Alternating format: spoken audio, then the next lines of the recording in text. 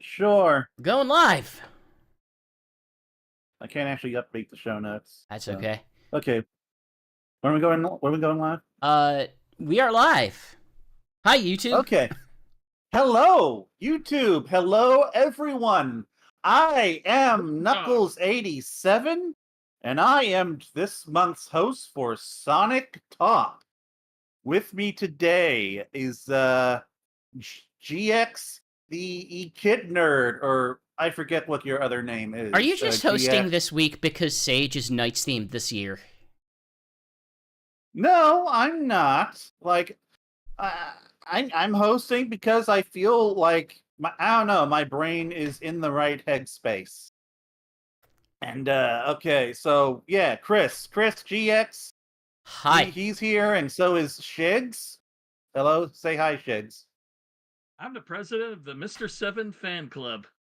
Yeah, he's been really on his dad jokes these last few days. Oh, I don't know why. Watching too much Svengoolie. Maybe it's just the age catching up with him or something. Oh God, I hope that doesn't happen to me when I'm 50. I wish I was warned about this beforehand. Warned of what? Warned of Jason's current nature. Oh yeah, he's been making weird jokes for like at least a few days now. Hey man, I'm middle-aged. I got to deal with it. All right. So, today we will be discussing Samba de Amigo, the new Samba de Amigo. Say it correctly. The Samba de Amigo, the new Sega rhythm game from Samba de Amigo Party Central.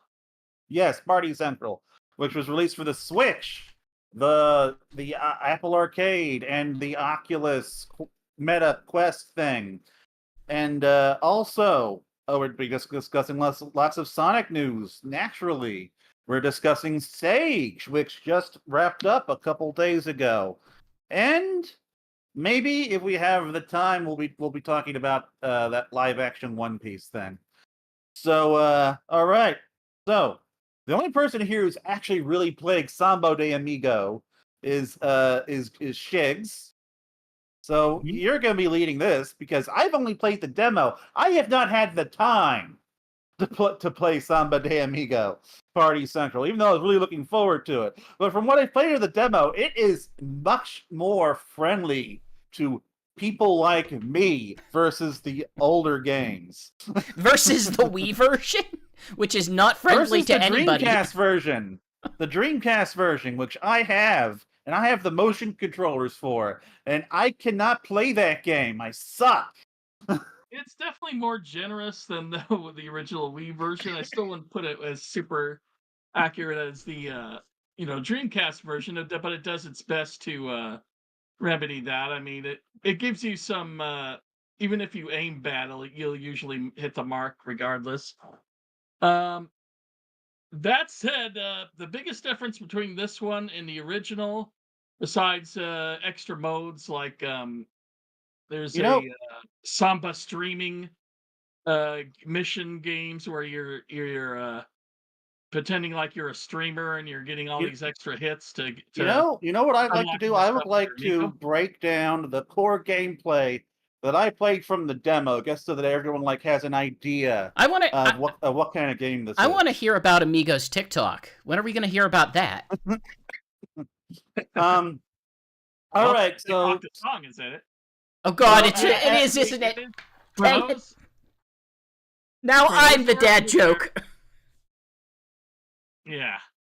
For those who are unaware, it is a party rhythm game where you use your Joy-Cons like maracas, basically. Yes. And there is a screen with 6 different circles, and these little dots that are going into the circles, you get them to the rhythm. But that's not all you have to do. Along with that, there's occasional posing that you'll have to do. Sometimes you have to do a little dance, or you have to use the remote this way, that way. And new to this mode, there's and new to the core gameplay, there's also mini games. Like there is a roulette there's a remote just starts rolling, and it picks something at random, and any number of mini games or special circumstances will pop up. Like sometimes the rhythm will speed up significantly, or you have to clap at the hands of avatars as they come at you, or you have to like man, I'm blank. It's been a little while since I last played this, Or so I'm it'll blanking on slow some of them. down, or it'll shrink the dots on the screen, so you'll have a harder Yeah, time seeing them. But the difference between like the Dreamcast and this one is Dreamcast one, it did have the posing, it did have the occasional movement, just going hey hey hey, but that's about it. It didn't go yeah, overboard, and I think this one there's more mini games than there is maraca shaking to the dots. Really, I mean you'll do that a really. little bit, then suddenly you'll have to pose, you'll have to dance. You'll have to follow the little line going around, and then you'll do That maybe a was little not bit my more, and then experience in the suddenly you'll stop. demo. Yeah, it'll stop and then you'll have to do the mini game. Depends on the difficulty basically and how long it is. It Ah, you can I turn off some of that stuff in the options so it's more like the original. But there was times when I'm like doing 5-star and they'll say, "Okay, jump up and down or pose like this, quick," and then you'll do just a little bit of shaking through the rhythm, and suddenly they'll ask you to swing your arm over this way. And by the time I'm done with the song, my arms are just flailing. I'm tired as heck. yeah, like Yeah, even the on rhythm easy that they mode, gave which you is is pretty easy. even on easy mode, which is much more doable, the demo is a major workout. like like if you do the motion control version, it will give you it will burn some calories, which is Yeah, cool. But it what I doesn't have all the songs appreciate, from the original, but there's a lot of songs. The fan favorites are still around, and while they're adding plenty of new not ones as all of well. them. It's missing it's missing like one of the, I think like one of the core ones, like Samba de Janeiro. Yeah, it's Wait, missing that one. wait, hold on, no. We cannot understate this. Is Samba de Janeiro not in this game? Yeah, let me. You know I, what? Let me double check, but I don't believe it is. If it is yeah, not in there, like we they got the failed to make final a Samba de song list Amigo and it game. wasn't there. And I couldn't quite believe it. Like this has a decent number of Latin Unless it's songs. on the maybe in the full I digital version, the I deluxe. hope it's in the digital version. um, but like one thing I appreciate about this, from what I've played of the demo, is that it is very accessible on easy mode. Like it is very lenient to where I can like have a decent time keeping up with the rhythm, whether it's motion control or whether it's on the buttons. It is important to note that this does have a button mode that works very well and is fun in its own right. And like I said, there's options to where you can turn quite a bit of that off if necessary. If you don't want to do a whole mess of party games and want something more along the lines of the traditional Samba de Amigo, you can do that as well. It does have quite a few new modes to it. There's I believe, an online ranking mode that you could try out. So when you're doing your song, you can see how you rank up to other people online. Yeah, it's called World Party. You can Yeah. do a two-player mode, party for two, and the new one is Streamigo, which is the mission mode. It's Huh. basically like your story mode kind of Oh, this has thing. a story Oh, mode? Huh, I wouldn't cool. call it a story. It's definitely more mission. You have your own streaming channel, and your job is to complete all these missions to bring up your followers, how many you have. Huh. It remember can be a little when? challenging because if you like miss three, suddenly you fail, and that could be easy to do because the controls are closer to exact than anything else outside of the Dreamcast, but they're still not perfect, you know. So it's something where it can easily mess up. What were you trying to Okay, say, so GX? I was gonna say, remember when the big thing of Samba de Amigo was that there was a TV station? Suddenly, it has now shifted to, well, now you have to be big in streaming. I yeah, mean, yeah, time has passed. Streaming is the thing now. Does yeah, he I get mean, any Makes immediate sense. props for at least being an established TV star on the Samba for the Maraca most dance part, scene? like I said, it's not really a stories as much as menus. and such. There is no Samba de Janeiro. Nope. I just double checked. Jeez, what are you doing? Boo! Which is a really shock. I mean, they are going to be putting out more and more DLC. Like if you got the digital deluxe, you got the your Sonic costume, Tails costume, Eggman maracas. You could have the ring as the sound, and that's also part of the modes too. They have to have that cart with the horse as far as playing to keep you involved in playing. So how that is you keep leveling up, and the more you level up, the more money you make to unlock Amigo costumes and skins and sound effects and such. It's all just like what they call it, cosmetic. But that's the one thing that to keep you going outside of the Streamigo mode, or just to have fun with the game, which is how I see it. I mean, they don't really need it. They didn't really need to add this stuff when I played the original. I just played it for the fun of it. But at least it's something you can go forward to. Have a little, your own little quest to go get that stuff. So that's So, it adds a bit. what do you There's think of more- the music I selection? will say it's not bad. There's some like TikTok I don't think really fits in at all. Really? Well, I And don't know. I at least like Samba de Amigo into that in the demo. But yeah, I get not liking songs like that in there. But yeah, yeah, and the theme from Sonic Frontiers. The theme for Sonic Frontiers? What? really, Yeah, that's an let me interesting see. inclusion. Yeah, when I think of well, I high think energy, it's I think the soundtrack of Sonic Frontiers. I think it's I'm here. Let me see. Let me see. There's certain ones. La Bamba's still in there. Of course, you got to have that. Sure, sure. Are these Macarena, Movie Feet. originals or are these covers, or can you tell? They're all covers. Oh, they're all covers. Okay. They want. No, I think a few of these are original. Like I know that I do believe that um dang it, Shake Sonora is Ricky Martin. Fist Bump from Sonic Forces, Escape from the City. But let me find it. I'm here from That's from Sonic Frontiers, and it does not fit at all when you're playing it. It's like far away, da da da da da da. And you see Sonic because it's Sonic's in any game that Sonic's related to in any way, and he's just jamming out, dancing as fast as he can to the slow beat. The entire part that doesn't not fit in with all. look. The big dumb metal songs would probably fit better in something like this than the main theme of Sonic Frontiers. Beatable. I And, love there that are definitely people some put jazz that songs in Sonic that would probably work better. It's like a death metal type song. That would fit in better with this than I'm here. Well, you know what? You have to play the popular songs to get big on social media, GX. It's all part of the The story. popular songs, like I'm Here, and not the one that everyone knows. But so overall, Shigs, like, what are your thoughts on the music?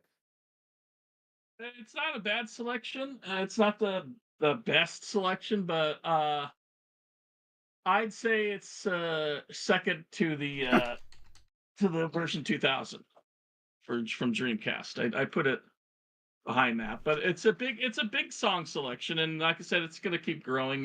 You can buy a Japanese pop song DLC pack right now, and I imagine they're going to do more of that. Well, the DLC packs will be coming out over the next few months. I know that the J-pop one is coming out by the end of the month, September. When J-pop is already out. when are we getting Hatsune Miku in Samba de Amigo Party Central? When is this happening? That might be one of the songs in the Japanese DLC. Yeah, I do believe it is. When are we getting the character Hatsune Miku as playable in Sonic? When can I dress up Amigo as Hatsune Miku? This is important. I'm turning this off, and now I got to turn it back on to find out. I think there might actually be. You don't have to. one there. You don't have to actually can look it up, Jason. This is a bit. You can dress it as Ryo from Yakuza. You should know better Yeah. than do Bix with Shigs, GX. I should know better, but I can't help it. But Or supposedly, but so like next show, I will hopefully have had the time to play this game. Hopefully, on multiple platforms, because I do have, at the very least, access to a MetaQuest 2, and I by the have way, that's not out Apple yet. Arcade and Switch. So Apple Arcade is a completely different beast, but I accidentally purchased and pre-ordered the pardon me, of the the Quest 2 one MetaQuest version, already. Yeah, because it's not even really. available yet. It's not out yet, and I Nope. didn't know when it. So I searched for it and it said, "Oh, here's this game, $29.99." So I paid for it. And it's like, "Oh, thank you for the pre-order." And I'm like, "Oh crap!" All But I right, was gonna so get it anyway. now So have you done whatever. the 8? So the game's name Party Central. That is built around the idea that you do these global 8-player parties. Have you done any of that yet? No, I haven't tried any of the rank stuff. No. All right, so you've only done the single player and and some so you've only done the single player then. Yeah, just single player, and then like I said, Stream Migo. I've not tried Outworld Party yet. So wait, Stream Amigo a different thing from story mode? Well, that is the story mode, basically. Okay, all right. It's So not really a story mode. I shouldn't have called it that. It's basically a mission mode.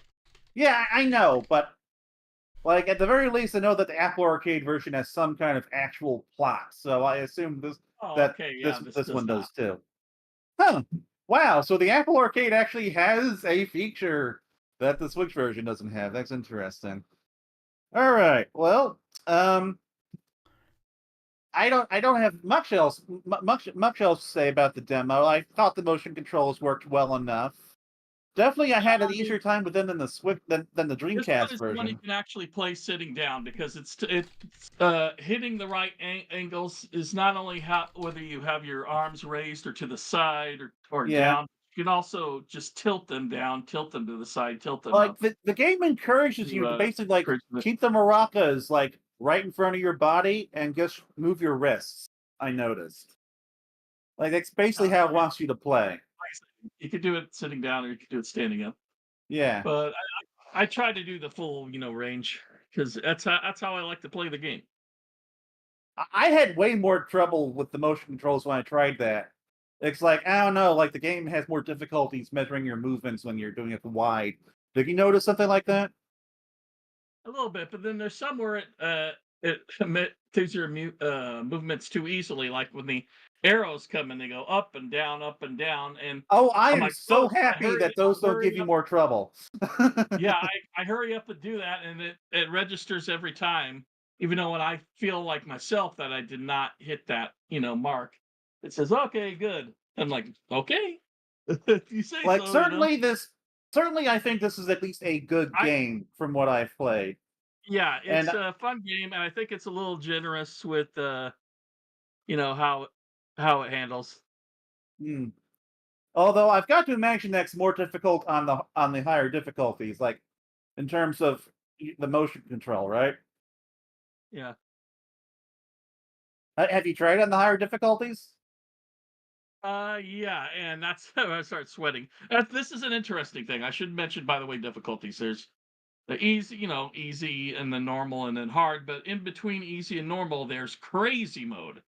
And crazy mode is where it's just pretty much, you know, between easy and normal, but they add you're barely shaking your maracas. They just add more little mini games, more dancing around to the point where it's almost all that and barely any maraca shaking. Hmm. But for some reason they keep it at the end past hard, but it's not as hard as like hard or medium. Yeah, I noticed that when I tried it. I believe it was in the demo. Um. All right, and now, but for people who don't want to go through all the motions, there is also button controls, which button controls do also work quite well. And I do think the game is still fun if you want to like play it in handheld mode or something with that. Have you tried have you tried the buttons yet? Myself, no. All Because right. it's Samba, I want to play with the Dino Nico controls. I imagine Well, it's just like know higher that- difficulties. It's probably more advisable to play with buttons. Yeah, I can imagine. Yeah. Okay. So, that seems like a good place to end our discussion on Samba for now. We will probably be revisiting it in a month or two. So, on to Sonic news, and our first piece of news for the day is the Sonic series has moved 1 million units for Q1 2023, or between April and June of this year. So yeah, the series is still doing well for itself. Yes, Yep. I agree with news comment. I could have sworn we covered this like months ago. That it's Well, the strongest series for Sega. like we have been like following Sonic sales for a while now, but this was from like from Sega's what's the word from Sega's investor briefing. financial report. Yeah, which I think came out like right after our show, if I remember correctly. Something like something like that. Normally, I'm all over. Wait, Sega's got new stuff on their financials. I must go and look at this report and make fun of it for like 2-3 paragraphs. Yes, you are very mean. No, listen, man. Sega has some of the dumbest financial reports that I've ever experienced, and I read Nintendo investor Q&As. And like, I will say that Sega's financial stuff is at least more difficult for me to read. Now, I think it is important to note that Sonic sold 1.2 million versus 1.4 million last time when they released Sonic Origins. Like, they had a brand new game released last year, and we're like seeing comparable sales now with basically just like a DLC launch. Well, it's a significant DLC update. Like the number one, hey, yeah. But for like all of us, we're not buying a new game, we're buying the DLC. Well, yeah, but think of it this way. They now have gotten Sonic Origins in stores. They have like a physical box product that they can sell, and I can tell you, a lot of people, anecdotally, were waiting for a boxed product to sell. So some people, I imagine, double-tipped. I don't know how. I do wish Sega gave more details on this stuff, though. And then we continue to have Sonic Frontiers updates, like the we'll say rollout of the update here, the various like content updates that probably did pretty well for them. Like, it continues to develop news. It seems like I'm hoping it's working for them, because I think it's been a good run, we'll say.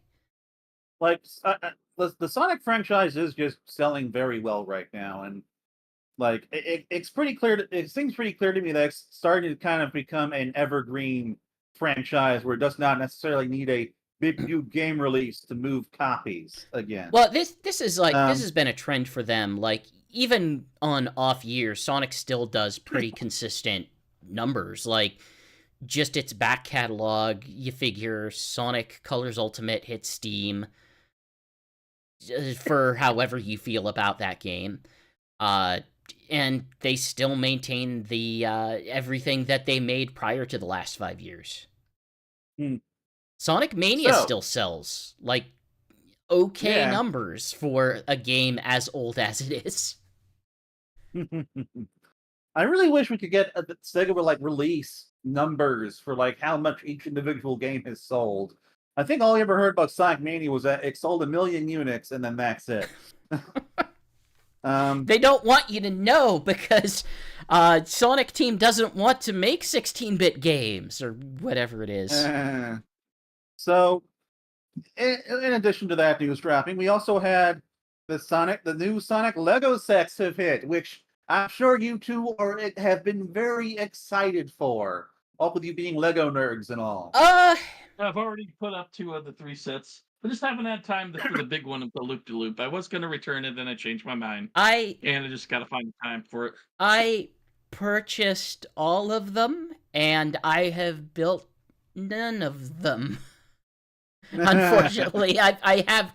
You know, you realize that you're supposed to build Lego sets, right? Like I'm not big on the whole Lego thing, but I grasp that concept that you don't gain anything from leaving them in the box. Look, man, I've been on whenever I have had time, and that whenever has been a difficult thing. I've spent a lot of time just trying to sort through my Lego so that the stuff that I need put away can be put away. I still have like one or two other rolling storage cabinets to finish constructing. So trust me, I know I will be in a good position to build these Lego sets eventually. But we're not on there live yet. stream, I hope. But like I've sat there and I've looked at them and I've sort of developed at least a pre-opinion, and these, I guess what I would say about them, or at least my impressions of them, are these aim young. Like, in some ways, I would say these might aim younger than even the Super Mario stuff. Eh. Yeah, well, I wouldn't say that much, but it does have a playability aspect to it. Yeah. So I built one of the launchers, and you basically put Sonic in a little blue disc thing, and he builds his own launcher. You have either the ramp or the loop-de-loop. You set it up the kids set it up on the floor. They smash down on the launcher, and he goes flying out. Usually hits the thing. It does the same thing with the egg robo that the Jack specific one does, where if you shoot him off and roll him off to this ramp and you hit Eggman just right, his parts will come out. Oh, that sounds that'll gross. they'll free the flicky. The parts in the middle will come out and they'll fall. Eh. Yeah, it's interesting because in some ways it's neat that it has that sort of level of functional detail. That's something I do appreciate. It sometimes comes at the cost of, we'll say, aesthetic detail. There's just some places where the Lego Ideas version of this set is more aesthetically pleasing, and I think the Badniks are a big part of that. The Motobug's fine. It uses simpler pieces, but it doesn't look as neat or interesting as the original. The Buzz Bomber is kind of weirdly flat at times. I think the ones that really speak to me, though, are like I think they're spot on with, what's it called, Neutron, the chameleon one? Something like that. I think it's called Neutron, yeah. Yeah, that's a pretty good Badnik. Worth mentioning, this set, if you get everything, it has about 4 standard minifigs: Dr. Eggman, Tails, Amy, and Sonic. So a lot of them contain Sonic. I think one of the sets contains both Tails and Amy. If you're just a minifig collector, Amy one with I think that's Amy's like little veterinarian or animal hospital thing. Yeah, something like that. So effectively, you can get away with just buying 2 sets if all you want is just like the minifig characters. One of them, they do have like a little brick built Cubot, which is exclusively for me and nobody else because I'm the only one that cares. And apparently someone else at Lego. Beyond that, I think the way I would assess it is, this looks more like the original pitch for the Toaster Girl Lego Ideas set than the Lego's idea set that actually released. It's almost as if the thing that got realized was that the thing that she designed got realized as this entire line rather than, the thing that came out. It's very bizarre. Just the scale that it works at and sort of the age range that it aims for. I want to see more. And it sounds like I will be seeing more. Speaking of more... Looks like you will see more. There have been 2 more sets leaked for early 2024 by a German Lego website. One which is 196 pieces and for ages 8 and up for 21 euros, and another which is going to be 276 pieces and will be 35 euros, and they are both launching January 2024, although that could just be a placeholder date. I have heard some amount of other leaks to, and obviously leaks are nothing but rumors, so take that as rumor, not fact, but, you know, Lego leaks tend to be more reliable than video game leaks. The culture of leaks is different there. A Knuckles series. A Knuckles set. I don't think there will be a Knuckles series. It sounds like one of the 2 sets is going to be Knuckles and Rouge, and the other set will be shadow focused. And I am not surprised at all by there being a shadow one, but having Rouge in the Knuckles one is interesting. Yeah, Rouge. Although I admit I was kind of hoping for a Sonic 3 themed one myself, though. Yeah, I'm a little surprised that they're that's the direction that they're going. That, like, normally what I would think is whenever Lego releases sets, they tend to rely on like 1 or 2 themes. So if you think of like the Mario sets or even like the city sets, like, hey, sometimes the city sets focus on underwater or space or farming or jungle animals or something. For the Mario ones, it's like, well, we have this line that's all Luigi's Mansion, and we have lines that are Donkey Kong themed, etc., etc. The first theme was clearly, hey, Green Hill Zone stuff. Where are they going to focus for the second one? Like, are we going to be talking about an Angel Island here? Are we going to be talking about, like, it sounds like the Shadow one might be some sort of, like, facility or something? Maybe Space Colony Arc, and the Knuckles and Rouge one is where they fight. Probably not. Probably not yet. Like, if it were me, and I were in agreement between Sega and Lego, like, it probably would be something like a chemical plant, which, let's be real, which would look cool if they can do it, but that's the kind of thing that I would imagine would be most likely. It's possible they might go to other things. I'm hoping... I said I would buy a Knuckles one. That's a one Lego Sonic thing I would get.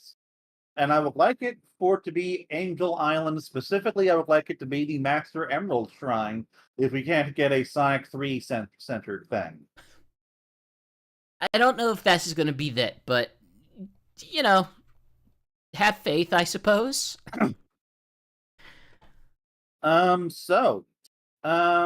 Moving away from Legos, Izuka has talked about Trip.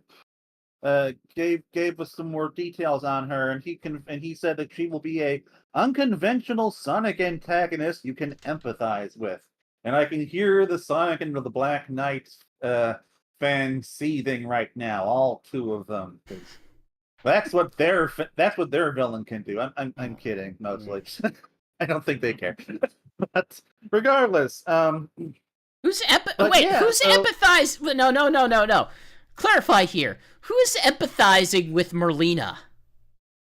Like, isn't she her whole thing like that?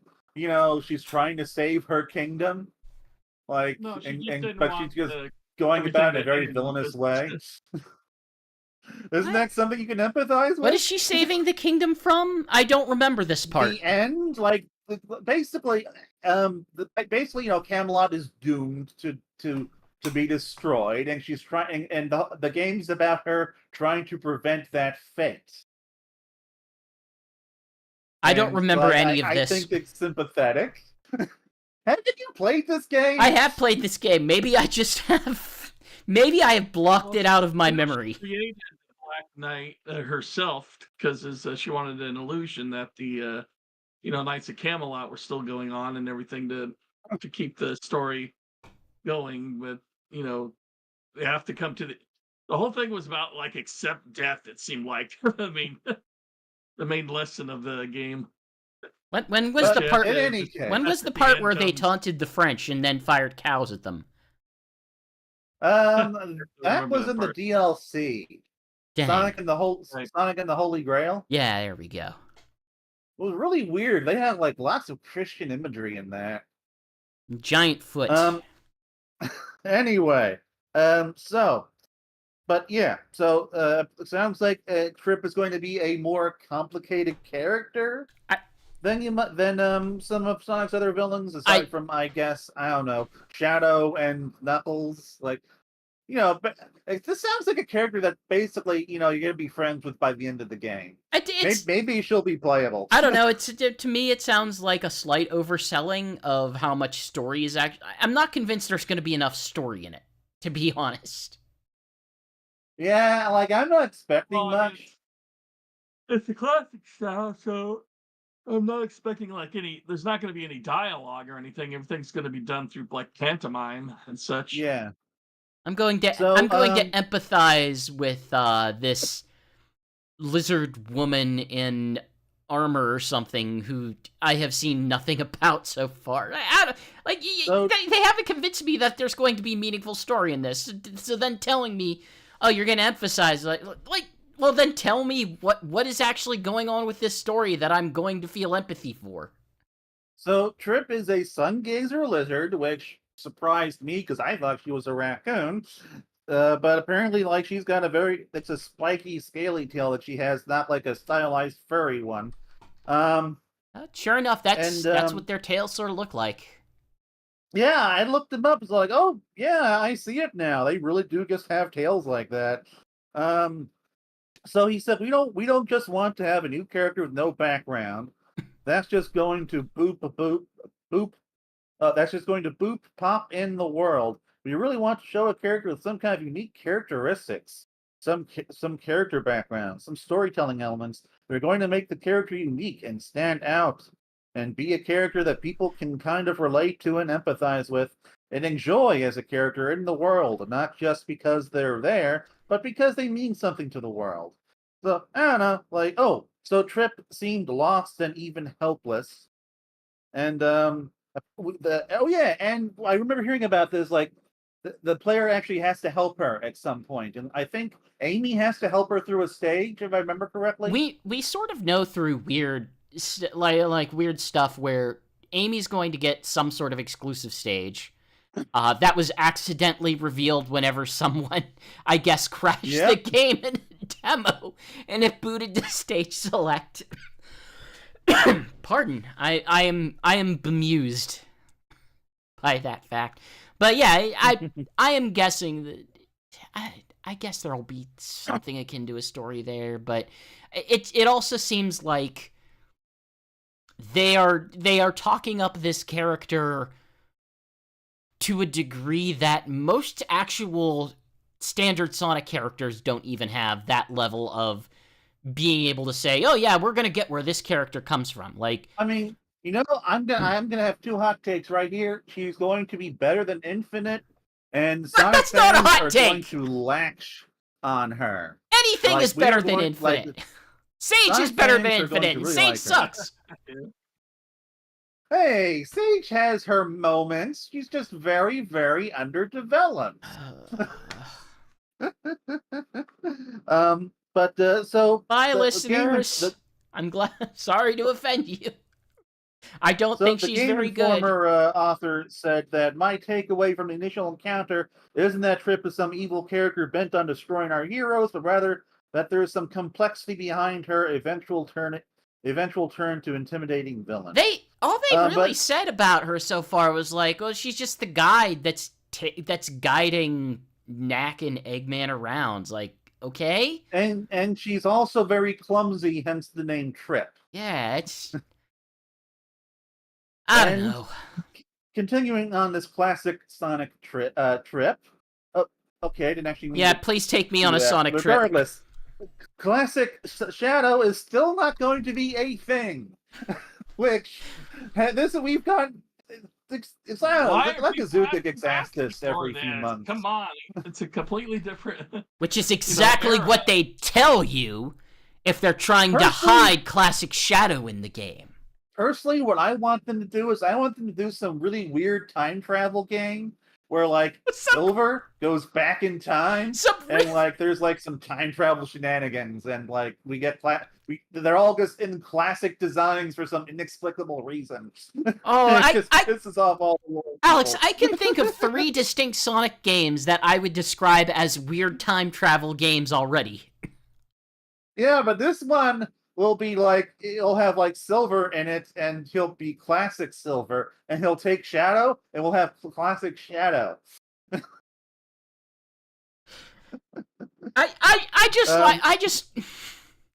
I don't want this.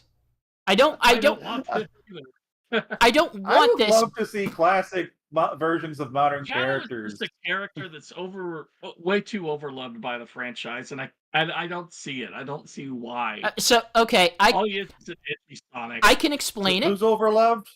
Who's overloved? Shadow. Jason, do you? Okay. Fan base wants him in everything. Jason, I can explain it for you. I can explain it for you. Have you ever heard of a character called Boba Fett? Yeah. That's the end of my argument. You know, so far as I'm concerned, the Boba Fett equivalent for Sonic has been Fang. No! Who's a bounty hunter who looks cool, but I guess he hasn't gotten nearly as much play outside of Archie until recently. I mean, they kind of portray him as sort of a lovable loser. I think that's... Yeah. I think there's at least something there. Shadow, like, the only times when Shadow has been an interesting character are Archie, IDW... Oh man, Archie Shadow. And, the Sonic Prime cartoon. Those are the 3 Archie instances. Shadow was the best. So I forget what your thoughts of him were for Sonic Prime. Yeah, he's alright. Yeah, he was good in that. For the most part, people see him as way cooler in their own heads than he actually is in most portrayals. I think Shadow sees himself as way cooler in his own head. I'd argue that in Sonic Adventure 2, Shadow is just as much of a goofball as Sonic. Just in a very different fake edgelordy way, which hasn't aged as well. I will agree with that, in that I don't think Sonic was very much goofball in Sonic Adventure 2. Alright. Well, in any case, okay, now that's something I basically just added for me, I think, but we got some sweet new original high-quality screenshots for Sonic Extreme. And now this is like one of those games that I really wish I could just go back in time and somehow like manipulate things so that it gets completed. Because this game just looks so freaking weird every time I see something from it. Like the levels are just so strange. Like I don't know how they don't look like something that a person should be able to navigate. Like yeah, because they look so big and complex, and like I'm not really sure what the goal of the level is.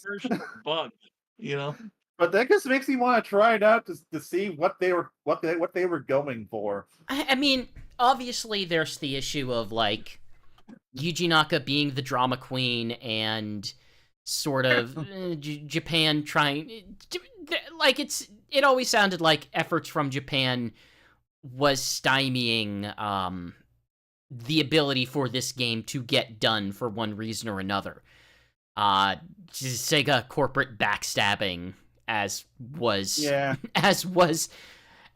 fashion of the time. Yeah. I also kind of wonder, like, did they just have a hard time figuring out what this thing was?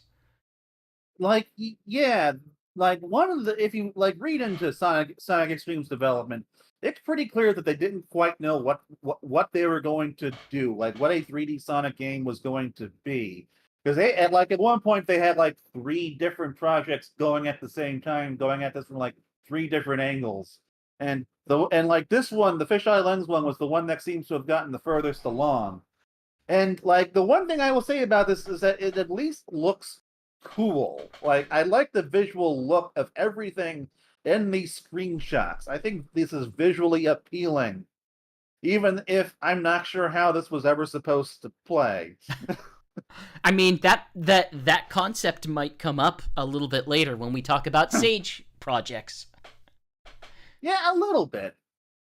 But like, I don't know. I think ultimately at the end of the day, this was being made in the Wild West of 3D when not everyone knew what 3D gameplay was going to be, and unfortunately, the people at Sega Technical Institute were among the people who just, I guess, didn't quite know how to work in the 3D space yet. I mean, consider the fact that Bubsy 3D, a game that is utterly and completely reviled, came out shortly after Mario 64 set the standard of like, oh yeah, this is how you move in 3D as a platformer. Apparently for Bubsy, like the Bubsy people saw Mario 64 and realized just how outclassed they were because like all these games were being developed at the same time. No one knew what other people were working on, and so like the people, the Shigeru Miyamoto and the Mario 64 people, they had the hardware and the know-how. And Crash Bandicoot basically just like kind of did a sort of a 2.5D game almost, a very linear 3D experience. Modern Sonic is Crash Bandicoot-esque, if you think about it. And yeah, like they probably should have just gone the Crash Bandicoot route, but well, no, they went with whatever Sonic Extreme is. Yeah, now I have actually like played some homebrew Sonic Extreme stuff, and like assuming this stuff is accurate, like there's at least something there in terms of the level design, but I don't know, like we were never getting something like Sonic Adventure on the Saturn like this. No, so you're someone who has a much greater familiarity with the Saturn. I would not describe myself as someone who likes the Saturn and its library particularly, but I am curious, were there any, like, actual 3D platformers on Saturn? Like, what are we talking? There were a small handful of fully 3D action games and platformers, but not many. What'd you say, Jason?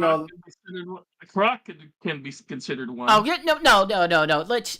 Okay. By the letter of the law, Croc is a 3D platformer. By the spirit of the law, Croc is not a game. Croc is slow walking simulator. Okay, I have to look this up. I've never heard of Crack for the Saturn. No, Croc.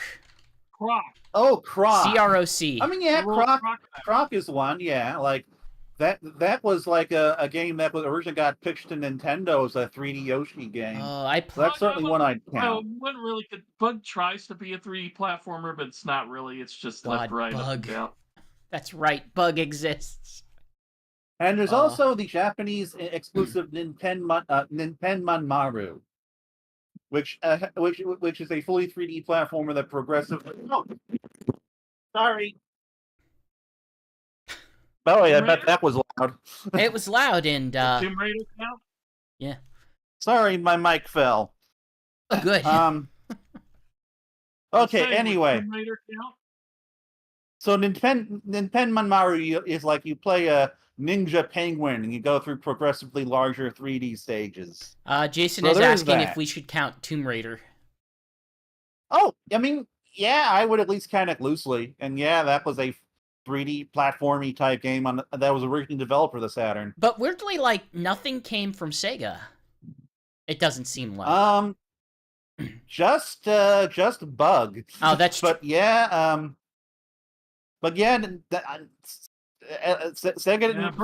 didn't really do much in terms of 3D platformers at the time. Really a platformer. They did. There are lots of other kinds of 3D games, of course, but no platformers. I'm looking at screenshots of Bug, and I guess you could call it a 3D platformer, technically. Very limiting, though. Yeah, it sure is. Yeah, because it can go left and right and up and down, and it doesn't look very good. Outside the background, he's not even polygon.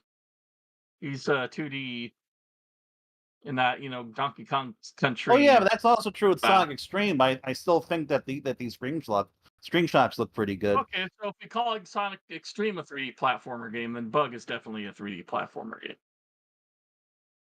But in any case, so moving on, to other things, I guess.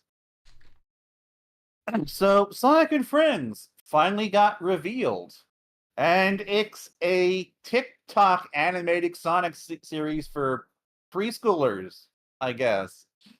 And to sell those plushies that they have in the stores, that look exactly like these characters. And like going by what I've seen of the animations that they've released, it's basically just like Sonic and Friends being cute for like 10 to 15 seconds. Just dancing around. If I had Like put I was expecting if I had like, put money very down, few- I would be a very wealthy person. Did you guess TikTok Well, okay. on a previous No, but episode or something? But I did guess that it was going to be a young child focused series. Like, Well, yeah, you were more or less right. yeah, it like hey, yeah, as Jason said, it's sort of based off of that I think they call it like emoji art style or something that they have for the characters. That's at least what they called it last time they used them for I think it was like phone backgrounds. It's like, hey, download these phone backgrounds, something like that. But yeah, it looks cute, I suppose. Sega, as we know, like, hey, want to their audience is still pretty focused around the younger group, so it makes some amount of sense. I don't know. It's still weird, though. Like, It's still weird. Sonic is still... There was an argument on Twitter recently about this, but like... So I'm just gonna like throw us all headfirst into the discourse, and I'm just gonna say Sonic is still primarily a children's franchise. Sure is. Like it is one that many adults can enjoy, and it certainly has many. It's certainly a very all ages kind of series, but it's a silly thing that can support a preschool epicenter center thing pretty effortlessly. Look, man. I was, like 15 or 14 whenever Sonic Adventure 2 came to GameCube, and I was all about that, and there was part of me that was sitting there thinking like, oh, this is like cartoony like I like, but also it has a serious story. And then the more I thought I put into, that and what the story of Sonic Adventure 2 is and how it's presented and the mindset I was in, I was like, no, this was aimed squarely at the type of person I was at that time, which I'm not proud of and I don't think was correct, but yeah. I still enjoy Sonic Adventure 2 quite a bit. I have nostalgia for it, sure, but... But anyway, I was 8 years old when I got into Sonic. The only person who was a full adult here when they got into it was Shigs. Yeah, of course you were an adult when Sonic came out, so that's like the only way it could have worked. Yeah. But like I got into it when I was a kid. My nieces got into it when they were kids. Sonic came out. Like I hazard a guess that most adult Sonic fans say that. Yeah. What? But I'm a day one fan. But it's just a matter of like, you can like that. I would hazard a guess that most adult Sonic fans got into it when they were kids. Yeah, but anyway, what I'm saying is like, hey, we can both accept that Sonic is a franchise that is most prominently aimed at kids, but also enjoy it as adults. Yep. I watch There's nothing wrong with that. We really gotta stop, and Sonic fans gotta stop being so insecure about that. The certain ones that keep insisting that it's not a kids franchise, I mean. I consume many pieces of media that are predominantly aimed at demographics younger than myself, and Steven Universe, Owl House. Steven Universe, I don't even know. Like Steven Universe, who is Steven Universe aimed at? Explain. I mean, obviously kids. Sometimes I wonder. Like, it's pretty mature at times for kids.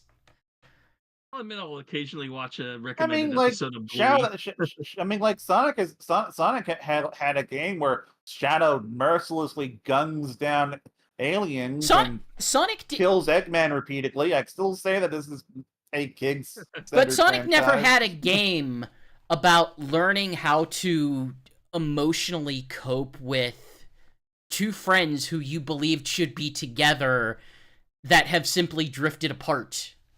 And learning that, no, you should not be emotionally manipulating these people. Yeah, that was something.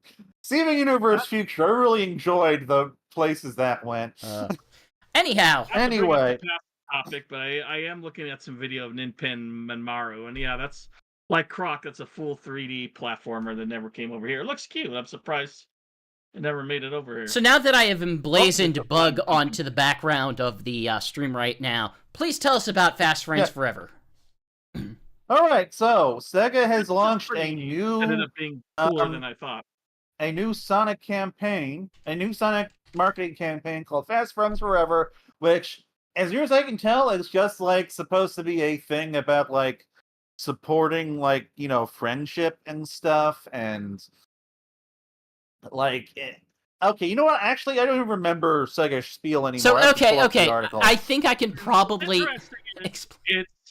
It's also comic strips done by major cartoonists that have been in the industry, which is a surprise. So it is a Sonic. So it is a Sonic is a series of Sonic events that are acting as a thank you to the Sonic community, and includes various things from Sonic's amazing fans, which includes stuff from people like Ian Jones, Cordy or Corley.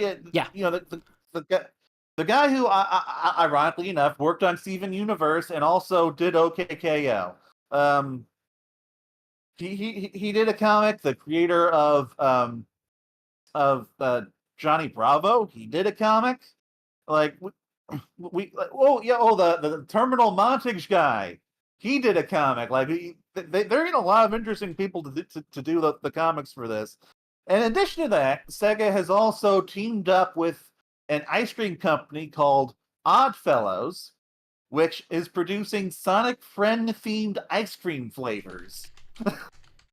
Available for a limited time. Yeah, let's be real. It's a marketing campaign. And honestly, that's how I described it at the start. Marketing campaign. Yeah, but I want to highlight this. It's a marketing campaign. Yes, there's comics to go with it. Yes, there's other, but honestly, if I were to guess what this is about, it's, hey, we're leading up to Sonic. We're leading up to Sonic Superstars. I can't even remember the name. Sonic Superstars. Yeah, it's so innocuous of a name that it's like I don't even think I'm saying the right thing when I say it out loud.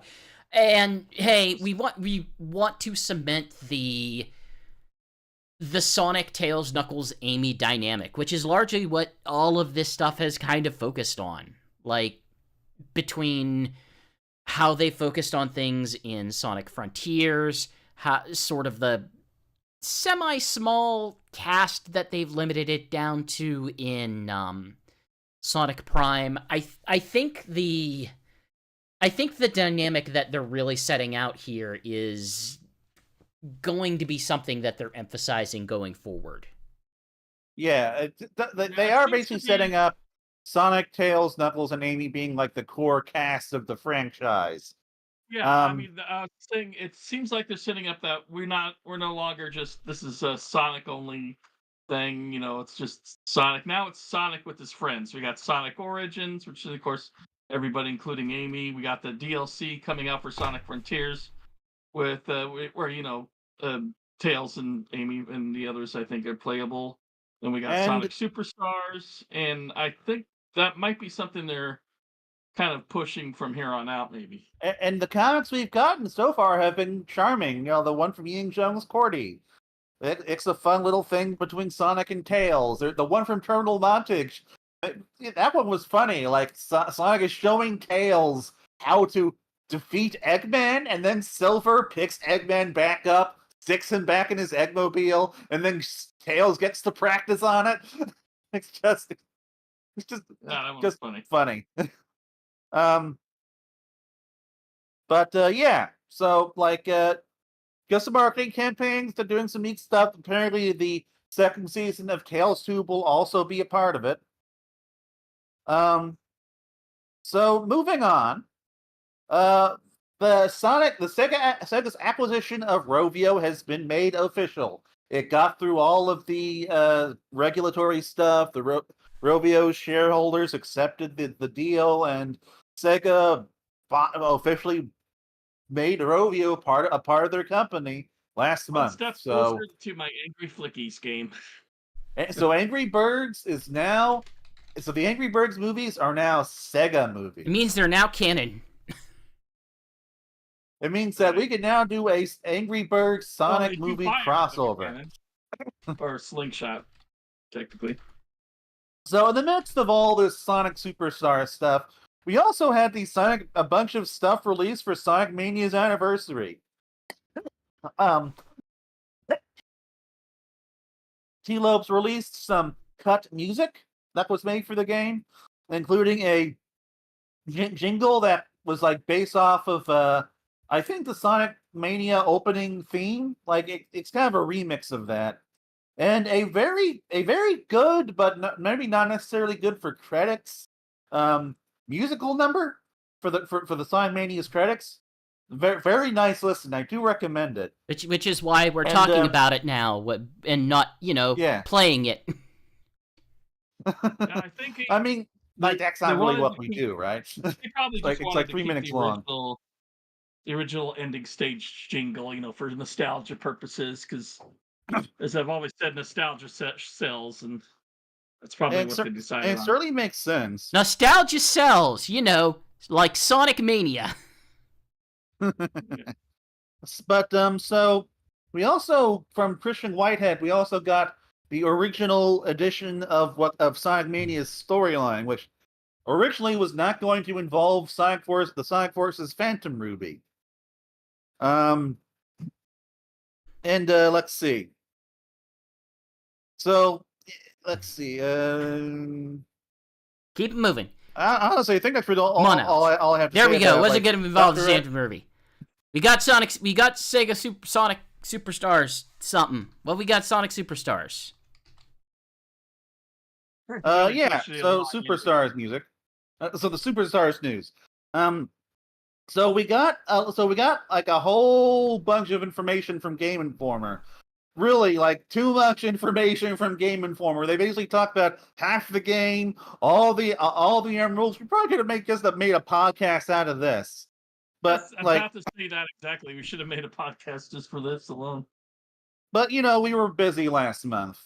So but yeah, so we got all the emerald powers. And I'm trying to please tell me the article mentions them, because I don't remember them off the top of my head. You can go to the article. People don't need us to spoil. I know. I'm looking in the article. I don't see it.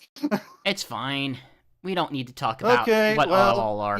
We got there are 7 new emeralds. I know that the 7th one gives everyone a unique ability. Like it lets Amy throw hammers, I think. It kind of gives like everyone an additional attack move. And apparently, like once you get all 7, man, you don't have to give all the details. It's fine. Well, I need to talk about it at the very least. And I don't have much to say about it. I'm just waiting for the game to actually come out so that I can assess it based on how it feels and its level design. And it's some of this stuff is nice, but it's not the stuff that I'm most concerned about, we'll say.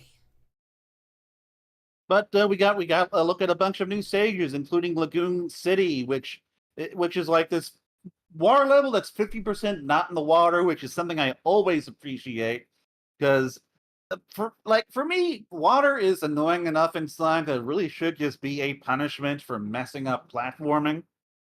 So and apparently the Game Informer people had a lot of fun with it. And interestingly, this game does seem to mess with the typical Sonic template a bit, because Sky Temple, which is another one of the levels that they played, is just one single act that's 9 minutes long and ends with a massive storm.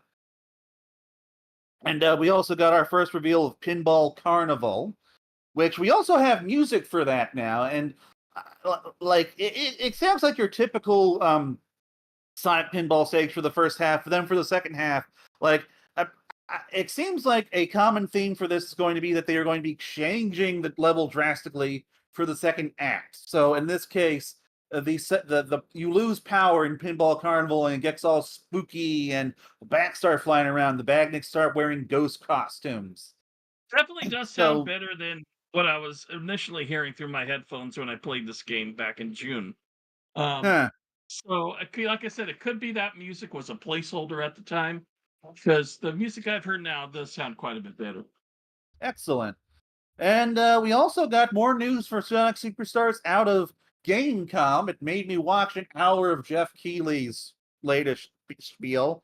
But so we got to see the multiplayer mode, which looks pretty cool. The versus mode specifically looks cool because you can customize your own character, and you basically you race a Bagnik robot type thing, like you can just race as Mecha Knuckles if you want to, which is so cool to me. Like Metal Knuckles is actually playable in a game again, and it's just this original, cool-looking design. But in addition to that, you can also mix and match a bunch of different Bagnik parts to make your own Bagnik. Like you can take a character that has a clown head and Tails' body and Metal Knuckles' as Knuckles, and just put them all together, and you got I don't know, I guess a clown with claws and two tails now. but at the very least, that at least looks like a cool way of making the 8-player multiplayer mode its own sort of thing. So I actually do feel motivated to check it out now that there's a custom character thing for it. Although I do hope that there's a way to play those characters in single player as well, because that would be cool. So we also got a release date. It's coming October 17th, which was I don't know if the date that got leaked back in June. So they've apparently had to sell for a while.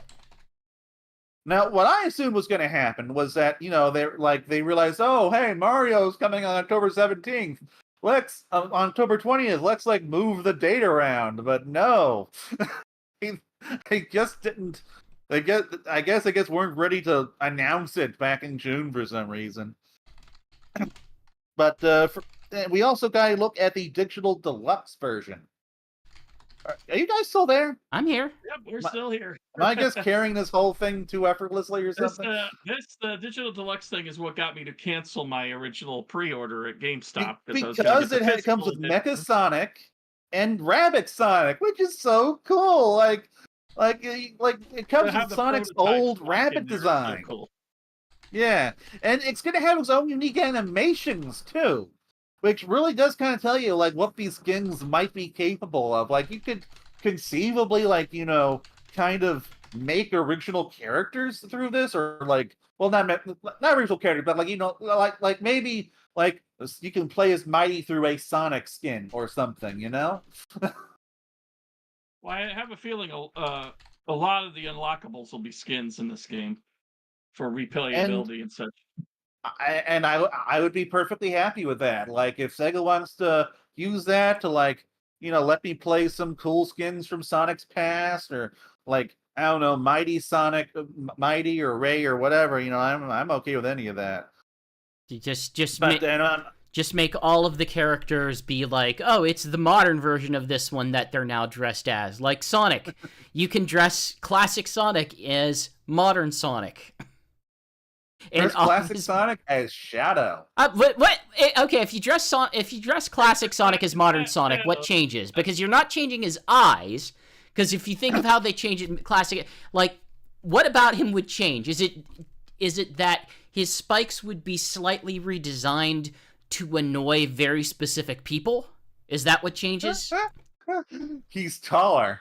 That's okay. Yeah, he's taller. He just has longer limbs, but in every other way, he just looks like classic Sonic. We call that puberty Sonic. And in addition to that, we're also getting Mecha Sonic, which is super cool. He will be available in the custom in the multiplayer. So like you can take his parts and mix and match them with Metal Sonic. So like yeah, I am getting the digital edition, unfortunately. Like I don't always do that, but I'm probably gonna do that this time. So Depend. So I kind of want to know. So a lot of what we're talking about here is like, oh, you can make these characters and you can make these other characters. Like, does the actual multiplayer thing that they're showing that you would do this with, does that look interesting to you? Because that's where I'm stuck. More interesting. It looks more interesting to me than the co-op mode, and like I have played my share of Sonic racing stuff in the past, and it can be fun. And the fact that this is online really should help with that. But for me, it's really going to depend on like what the gameplay loop is. Sorry, I didn't mean to interrupt. But the limited amount of video I've seen of multiplayer looks like it kind of slows the game down versus single player alone. But that could be something that's remedied if you're playing it online, I imagine, with others, unless they force you to all be in one screen online. I'm just skeptical right now. I of the stuff that they showed us so far, I don't know.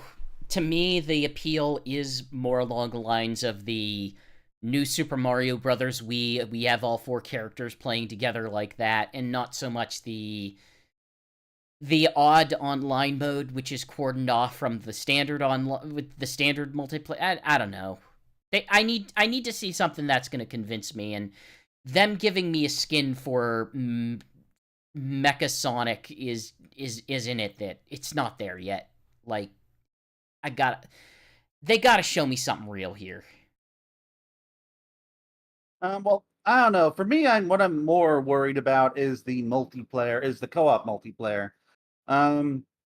Like, because from what I've heard from people who've played it, is that like it works great in single player, but then in multiplayer, like it's the camera doesn't necessarily like know how to track players and stuff, and so it's more chaotic and messy with like New Super Mario Brothers. Except New Super Mario Brothers, like New Super Mario Brothers has simpler level design to accommodate multiple players, whereas this doesn't seem to do that, which I'm happy for. I would prefer that co-op be treated as more of an afterthought in Sonic, because I don't want that to be not when they're selling the game on co-op, man.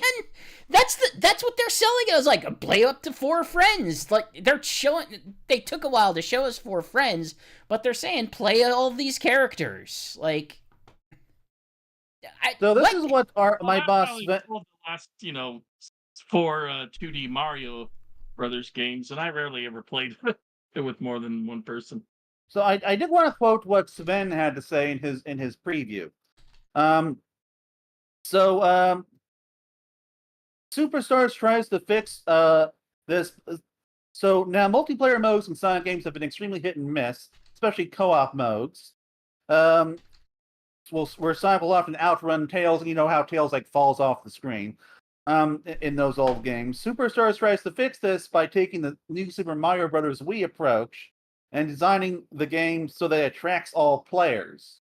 And when a player inevitably gets left behind, they can press a button to teleport straight to where the player of focus is in order to catch up. In my playthrough, this rescue feature was used very often by both my game partner and myself.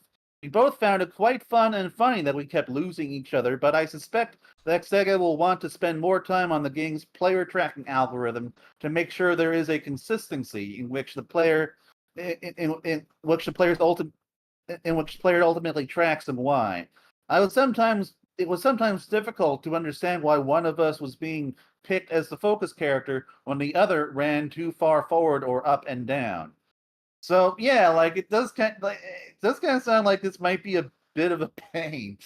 I'm hopeful. I would hope that they would find ways to do that. That does leave me nervous, but I also don't think this competitive multiplayer mode is going to be the resolution for me. If the co-op doesn't work, you should still have a really good single player. Ultimately, if the co-op doesn't work, you still have a really good single-player Sonic game, which is ultimately what we kind of come to the series for. I get. So I'd be happy. I don't know if they're going for multiplayer. I would like them to actually, go for it. Maybe I just need to see more of this other multiplayer mode, but from what I saw in the trailer, it just wasn't doing anything for me. So we have gotten our first few Sonic Superstars music tracks. I'd say that by and large, they were mostly pretty good. Yeah, they're fine. Although the MIDI one from that we got from the Lego browser game, that one's it sounded like Sonic 4, which I thought was fine, but other people don't seem to like Sonic 4's MIDI tunes. What were you gonna say, GX? I said, yeah, you're fine. I listened to the track that they released publicly, and it's like, yeah, this is fine. This is a bit of a bop. It's not my favorite thing that they've done, but like, this is certainly better than tune of it. Yeah, this is better than things that I have heard in comparable games. It's cool. I don't know, man. And, what do you want? What do you want? Unfortunately, the reality is not every news story is going to have something interesting to say about it. Yeah, I don't know. Like, I know that you're the big music person in the group, so... No, I'm not that big of the music person. It's just that I host the music thing. I guess no, I had to play a very crappy Lego Sonic browser game to kind of get the context for all of the Sonic Superstars music. And I don't know, like, if this is any indication, I think that we're in for yet another good Sonic soundtrack. So, moving on to the final batch of news here. So, Sonic Frontiers, in addition to all the Sonic Superstars stuff at Gamescom, we also got Sonic Frontiers final DLC's release date, where they confirmed yet more news. They confirmed that yes, Amy, Knuckles, and Tails will all be playable. And it also seems like we're going to be getting, like, powered-up cyberspace Supersonic, who's going to be fighting, like, a powered-up version of Supreme. Oh, which, like, if this can kind of rectify the underwhelming final boss fights of Frontiers, I'll be happy. But I don't know what to expect from it. I don't know. It was a bad trailer. When I say trailer, I mean teaser, I guess. A bad trailer. It was a freaking terrible teaser. They told you nothing. Like it was like, oh, his eyes glow blue now or something. No. Alex, okay, we are how close to release of this, and they have not shown us an ounce of any of the other playable That's important to know. I don't give a crap what color Supersonics. We will get to be surprised when it comes out. No, I'm gonna get ticked off that I have to pay attention and care about this ahead of time until they, show something. This is terrible marketing! Given how quickly that's coming out, given that it's free, given that for a lot of us it's just a bonus for the game we already own, like, I don't mind not knowing too much until the DLC is basically out. Yeah, but I don't know, that's just me. But I don't need to see, Supersonic's eyes are blue. Who gives a crap? Unfortunately, the answer is a lot of people in the Sonic community seem to give a crap, and I just sit here and put my hands in my head and be like, why? Why do we care? Why are we worried that Sonic might something cool? Barely. So his eyes are blue and his fur's a little more orange. Why do we care that Sonic can go Super Saiyan 2? Like what the? It's not Super Saiyan 2. It's probably gonna be like Super Saiyan 1.5 or something. And we're saying, yep, this is what we need to show in the trailer. Like what? Dear Sonic. Like I look at this thing. Let me put it in another context. This was the thing that they were showing in the Jeff Keighley thing. Putting aside the fact that yes, the entire Jeff Keighley presentation was bad. This is the thing that they would be most prominent to put out to the public. Nobody other than Sonic fans would care about, well, he's supersonic but blue now. What they would care about is getting to see, well, there's these other playable characters now. We've added major content to this. This is bad marketing. Yeah, maybe. I don't know. I don't care.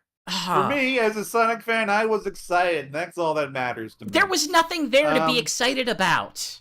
Oh, content exists. It is if you're a Sonic fan. It is. And you're not. It is if you're a Sonic fan and you're out here being like, "Oh, Malibu Stacy's got a new hat. Her eyes are blue now." Oh my, what? Just what, Alex? Just what part of that excites you? I need to know. It's driving me mad. I feel like I already told you. Like we're hinting at the new storyline, a new boss fight, and I think that looks cool. So that's all. But that's all I'm gonna say. All the bosses just look like nonsense. There's no visual design to the enemies. I'm not the crazy one. I swear to God, I am not the crazy one. It's the children who are wrong.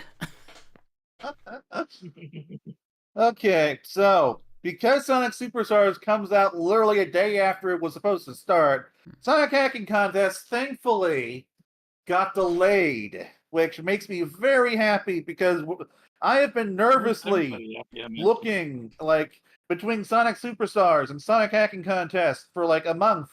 Just wondering, okay, like, if it's actually coming out October 17th, what is the plan? Like, can they delay? Will they delay?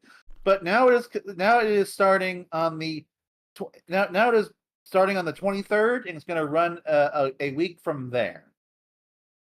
So from October 23rd to October 29th. It's probably yes. It's probably very good that this got delayed because they're going to be dealing with a lot of things right now. They're going to be dealing with a significant update to Sonic Origins, which could break existing mods. They are dealing with a major update to Sonic Frontiers, which could break existing mods. They are dealing with Sonic Superstars coming out, which I don't know if Superstars is going to be approved for modding, but Sonic Superstars is coming out after all the deadlines. So okay. No, it's not going to be playing in the Sonic Hacking Contest, although I think we'll probably be getting some hacks outside of Sonic Hacking Contest, like while the contest is going on, given how fast people work. So, like, I'm just glad that, like, now we got, like, now basically for me, it's going to be, okay, I'm going to have to cover Sonic Superstars the week before it comes out, and then I'm going to have to finish what I was working on during the week after it comes out, and then it's going to be Sonic Hacking Contest after that, and then finally the whole Sonic season will be over aside from Sonic Prime, which is probably coming out in November. Like, if I just had to guess, there's like, it hasn't been a leak or anything. But yeah, so Sonic Origins got a new patch. It's a nice patch. Like, I noticed the difference. The pixel art looks much nicer now that they've removed the blur and have made Nearest Neighbor the default.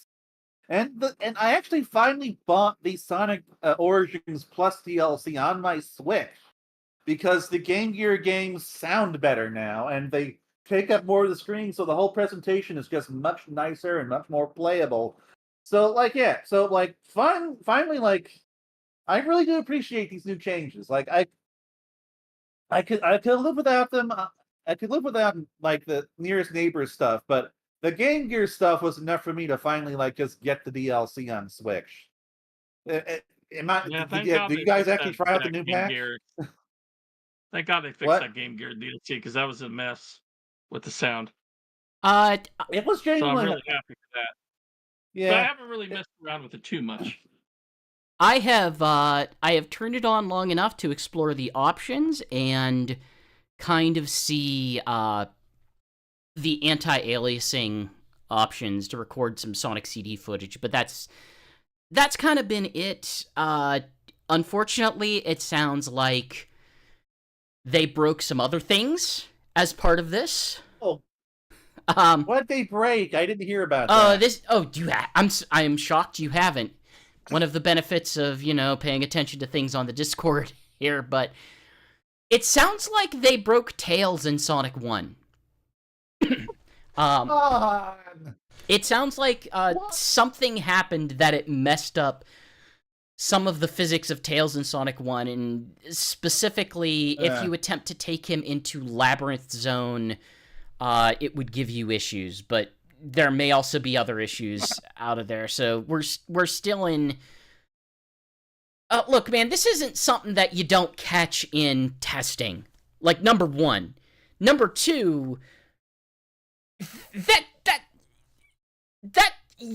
nobody's expecting you to operate this fix on a schedule. Like, why did it go out?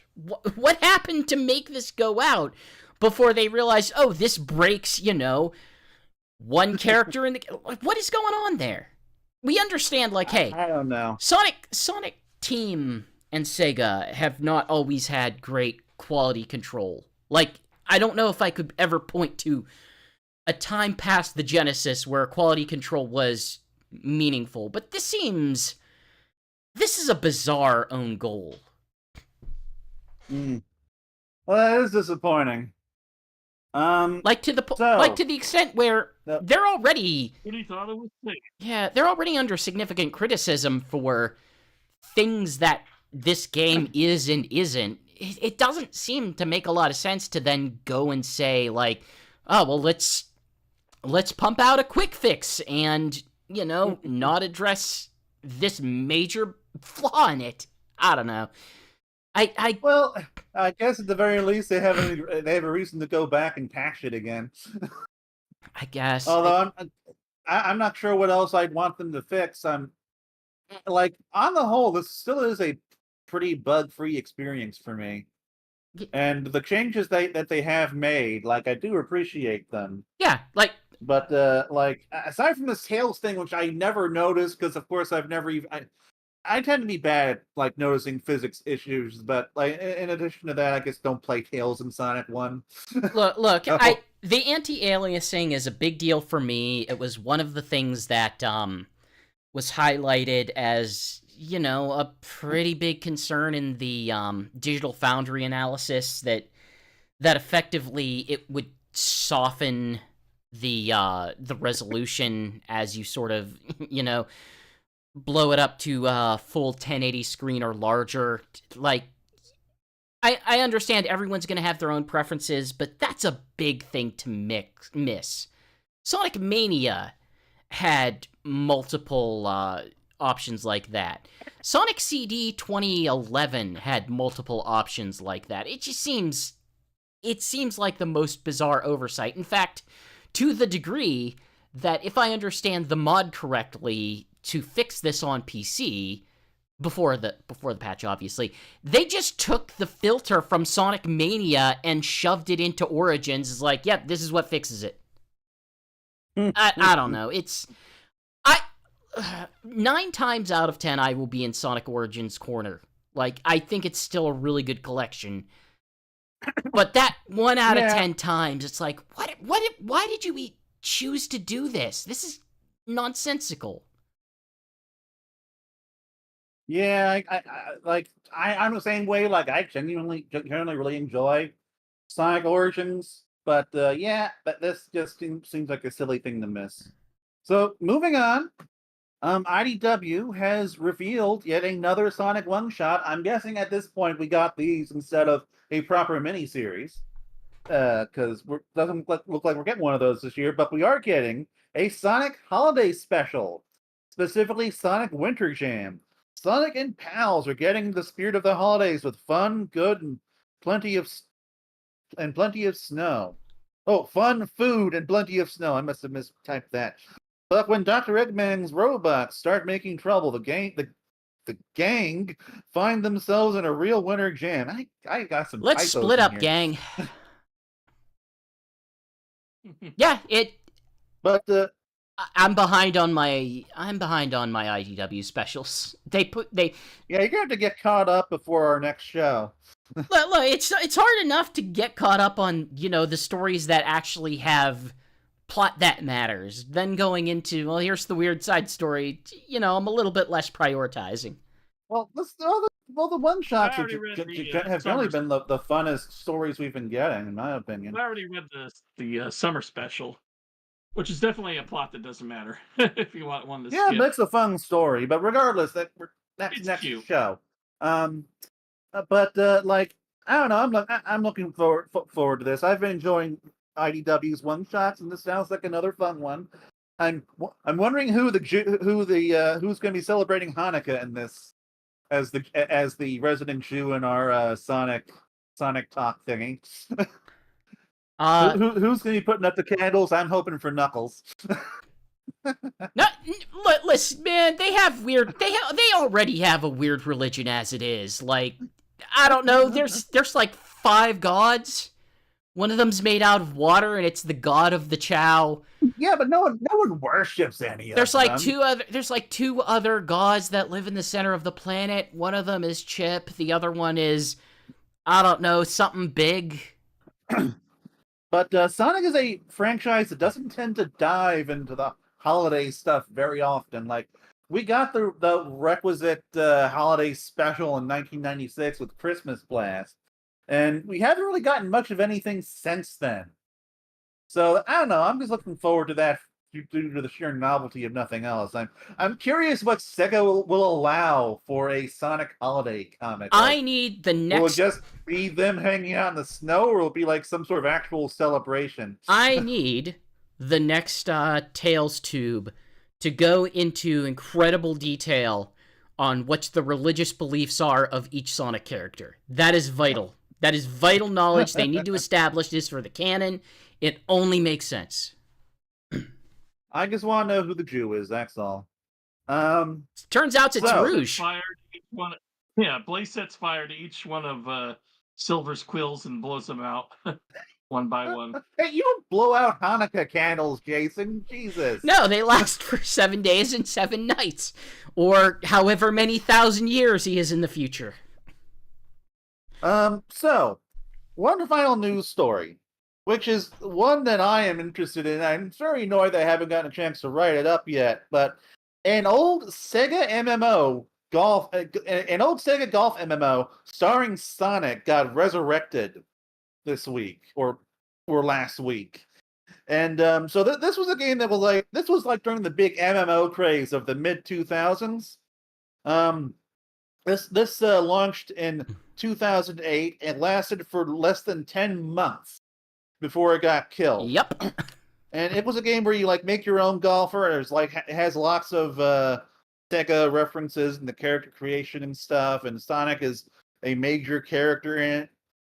And like I remember even like seeing this back in the day, thinking, I wonder if we're gonna get this. And then it just up and died. But recently, someone resurrected it.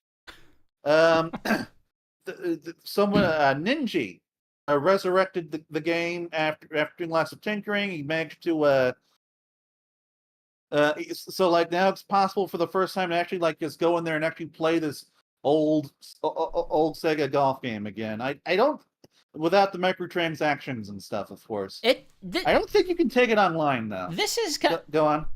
The Sonic dev community is a boon to someone like me who wants to play the weird nonsense. Like, I have a big list of every Sonic game as streaming potential and sort of an assessment of, like, can I actually play this?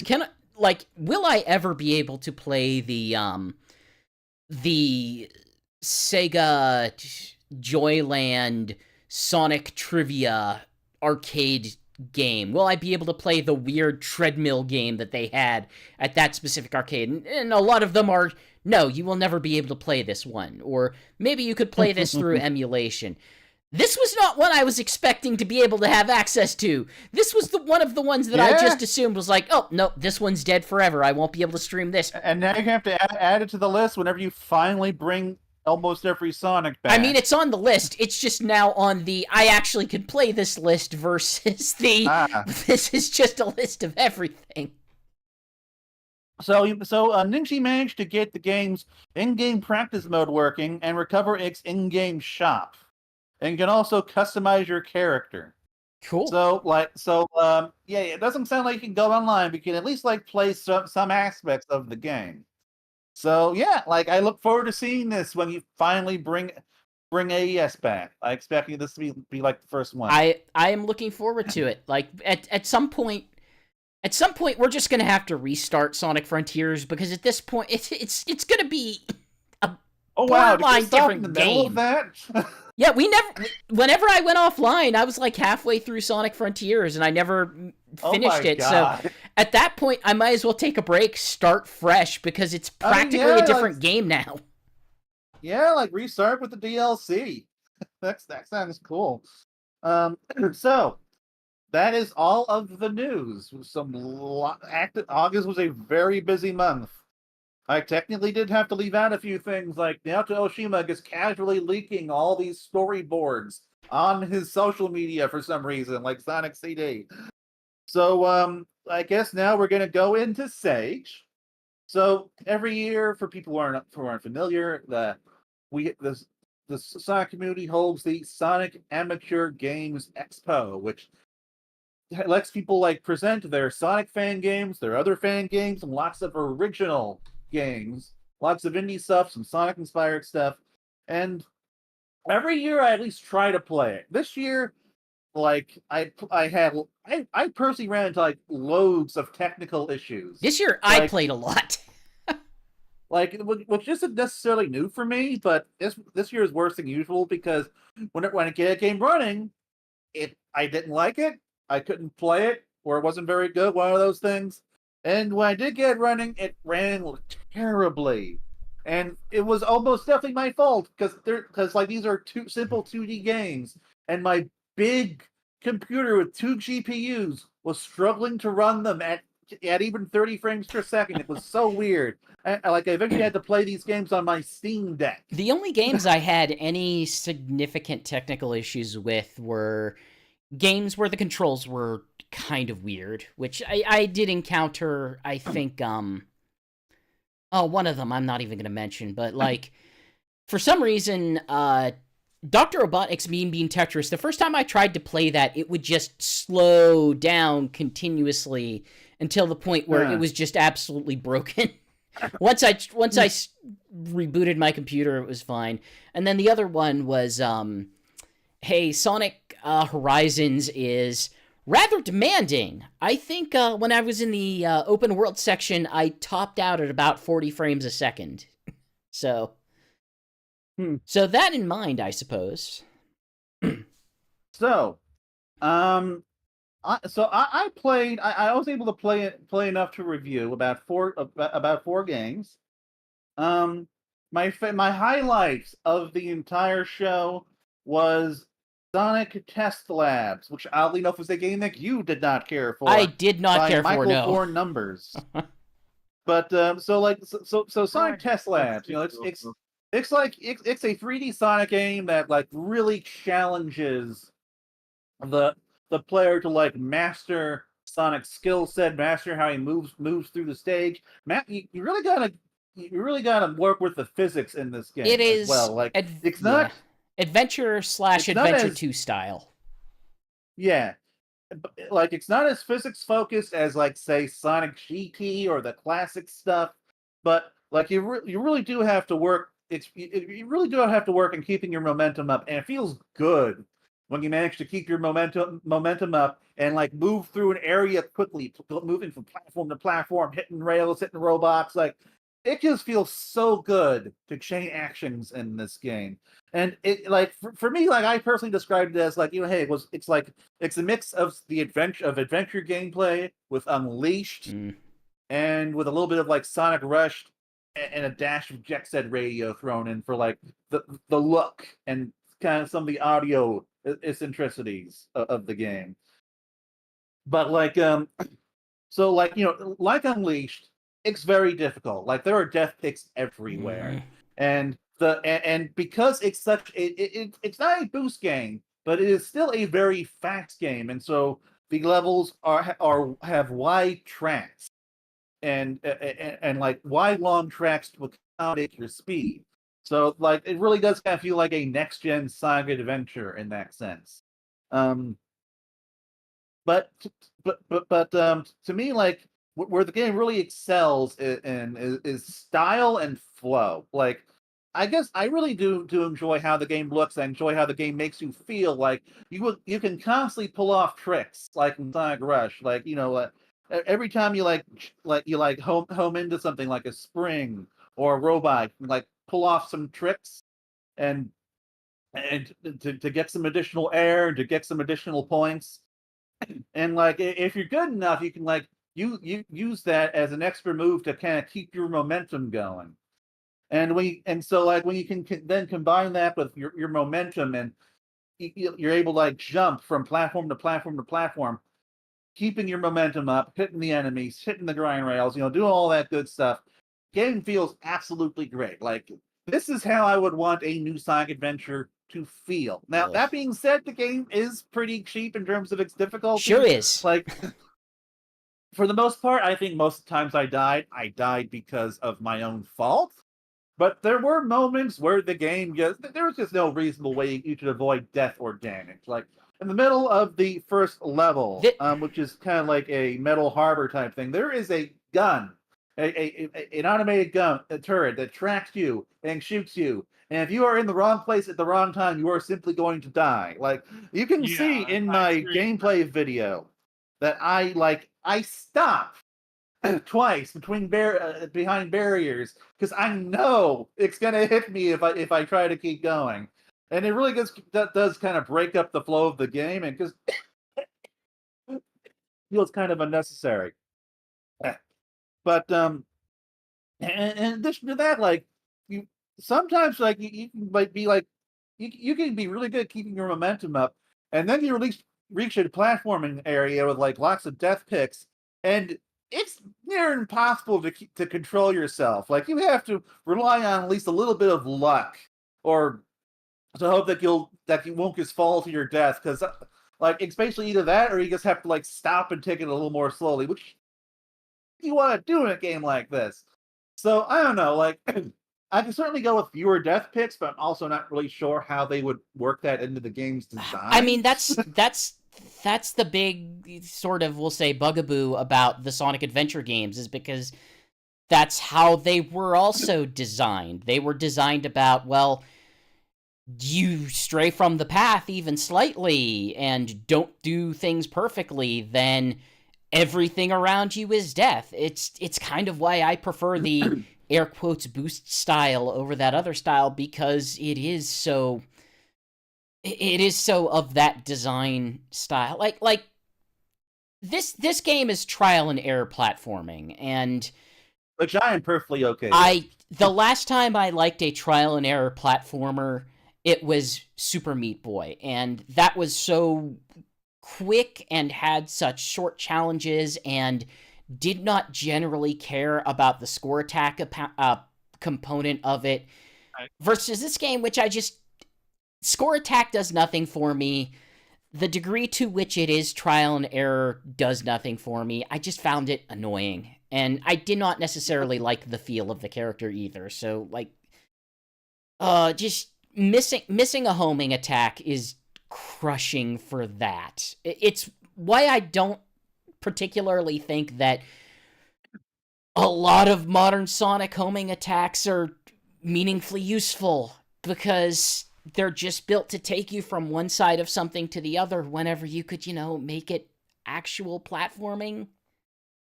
I don't know. Well, honestly, if I could change anything about this game, it would be to give the homing attack a little more range. It does need that. I feel like that would solve a lot of the game's design, a lot of the game's more difficult areas for me, like make things a little more manageable. The harbor was kind of interesting. I did not in any way care for, like, the fire road one. I found that level to be really dull. To be really honest. That level, so that level is has the exact opposite problem, where there's almost no death picks. But if you miss like the cool upper areas, which is very easy to do, especially when you're not as skilled at it, like, then you're just kind of running down a road for a good chunk of the level.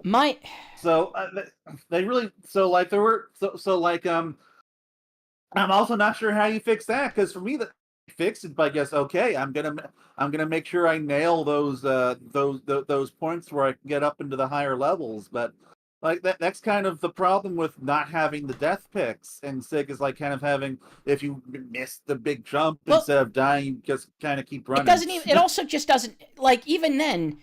It's not even that it doesn't have death pits. It's that it doesn't have texture. Like, there's not much in the way of actual level design on the base part of it. And I have a philosophy on games that do encourage you to score attack. And it effectively is, if it's not fun the first time when I'm playing it just to play, then I'm not going to try it a second time. And that's what I ran into this one. It's just like, I have no interest in trying to unravel the mysteries of this stage and what's on the upper thing, because the first time I played through it, it just did nothing for me. I did not care, so why would I go back to it? Well, the first time I played, I got to like most of those areas. I didn't, and it wasn't fun. But regardless, personally, this is one I highly recommend, and anyone who's a fan of the adventure gameplay, I think, is going to enjoy this. If you still are a big fan of the adventure gameplay, then yes, you will probably enjoy that. And yes, I am saying that as a slam, to be clear. Yes, we know that you're one of those weirdos that doesn't like the Look, I have affinity for those games. I don't think any of that gameplay should continue. I think it belongs back in the early 2000s. I would not mind something like this, but regardless, I don't know, we should move on? Yeah, should we just round robin this? Take turns talking about games? Yeah, that's what I figured we'd do. Let's go on to you or Shigs. Let's talk about something that is trial and error, that I did have a lot of enjoyment for, that is very difficult, but I would like to play more of, and that is Big Boy Boxing.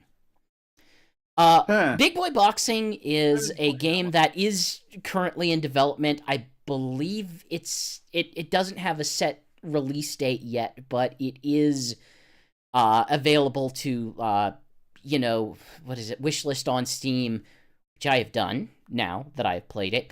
It is a pretty dedicated Punch-Out style game, where you are, of course, the Little Mac style wrestler who has the ability to punch left, punch right, do both left and right as a uppercut, dodge left, dodge right, dodge backwards, and do special attacks. And it is 90% of it is just Punch-Out. It is just Punch-Out without the ethnic stereotypes, we'll say. It is way goofier than Punch-Out, which right away says a lot, because Punch-Out is already bizarre and goofy. But like the first fighter you fight is this like scrawny little kid who you punch off his helmet, and basically it's like, what if everybody loved Glass Joe and Glass Joe had 1 billion fans? But then also, whenever you punch off Glass Joe's helmet, he turns into the Incredible Hulk. The second opponent that you face is basically has a cutscene to start with, where the cutscene is there's a bouncer to the boxing ring who basically says, "Hey, no kids allowed in here." And then this person comes up who is absolutely just 3 children in a trench coat. And you have to fight 3 children in a trench coat. And as you punch them, children fly out of the trench coat and then appear on the boxing stage to create further attacks. One of them has like an extendable boxing glove you have to pay attention to. The other one had like beat up children. Yeah, kinda. The other one just waits in the rafters and throws pillows at you. The next one is like, hey, this is your coach's, like,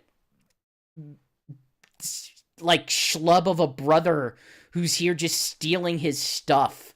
And you will punch him in the face, which causes him to spin around, and then you can hit him in his weak point, which is his butt.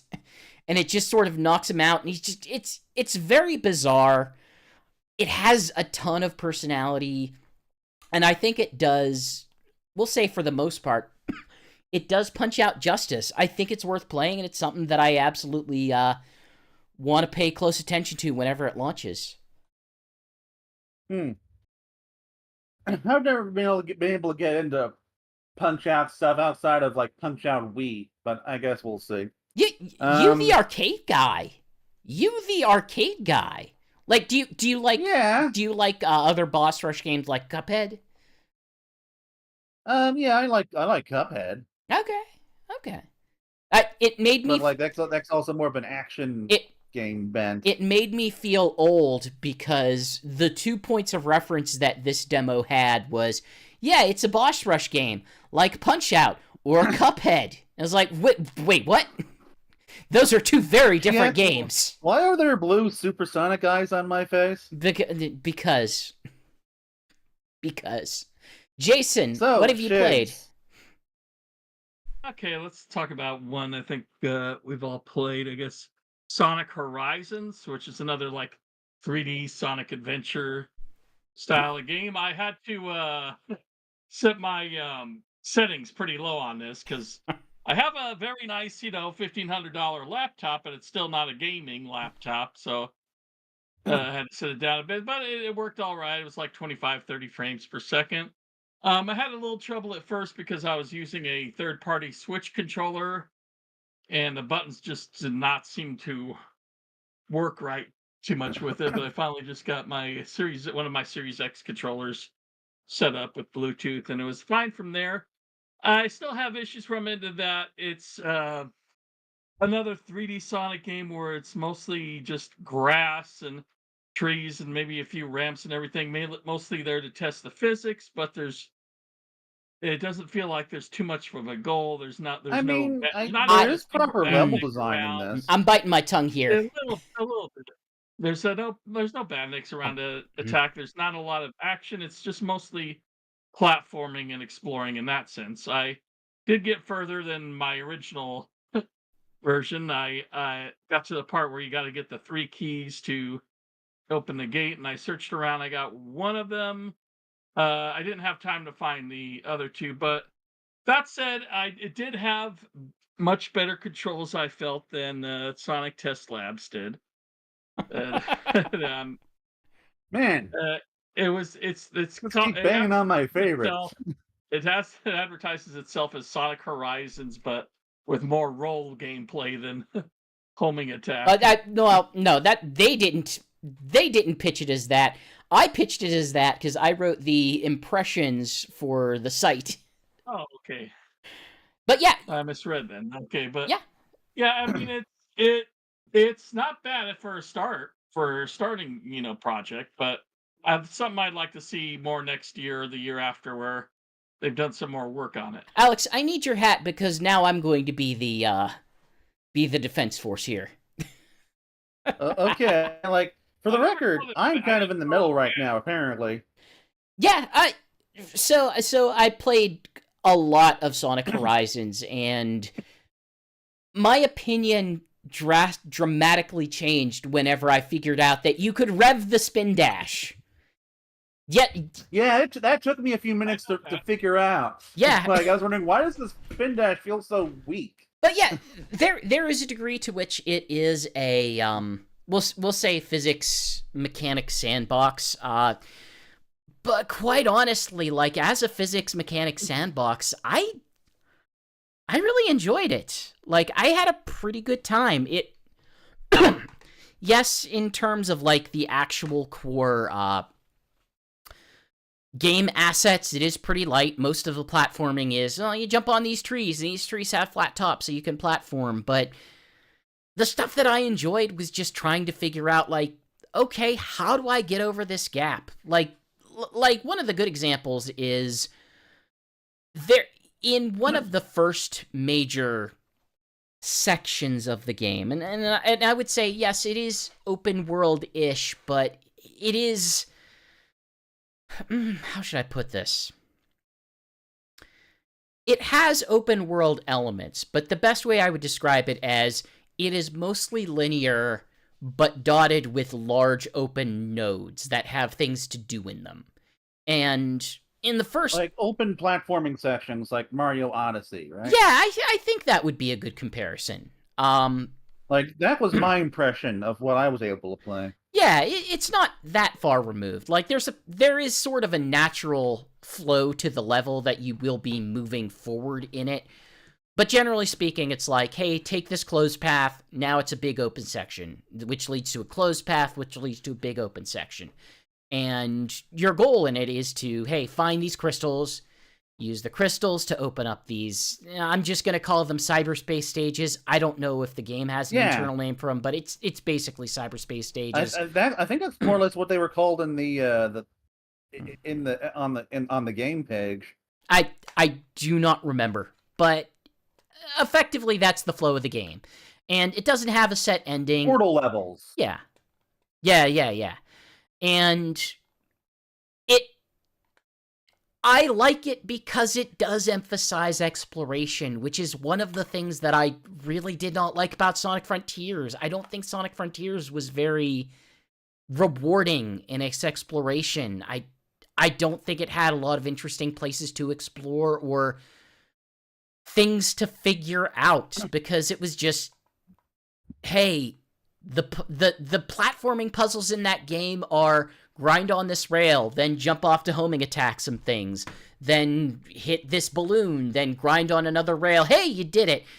In this one, it's more along the lines of, well, you have to know what Sonic's movesets are, and you have to figure out places where you can actually use it.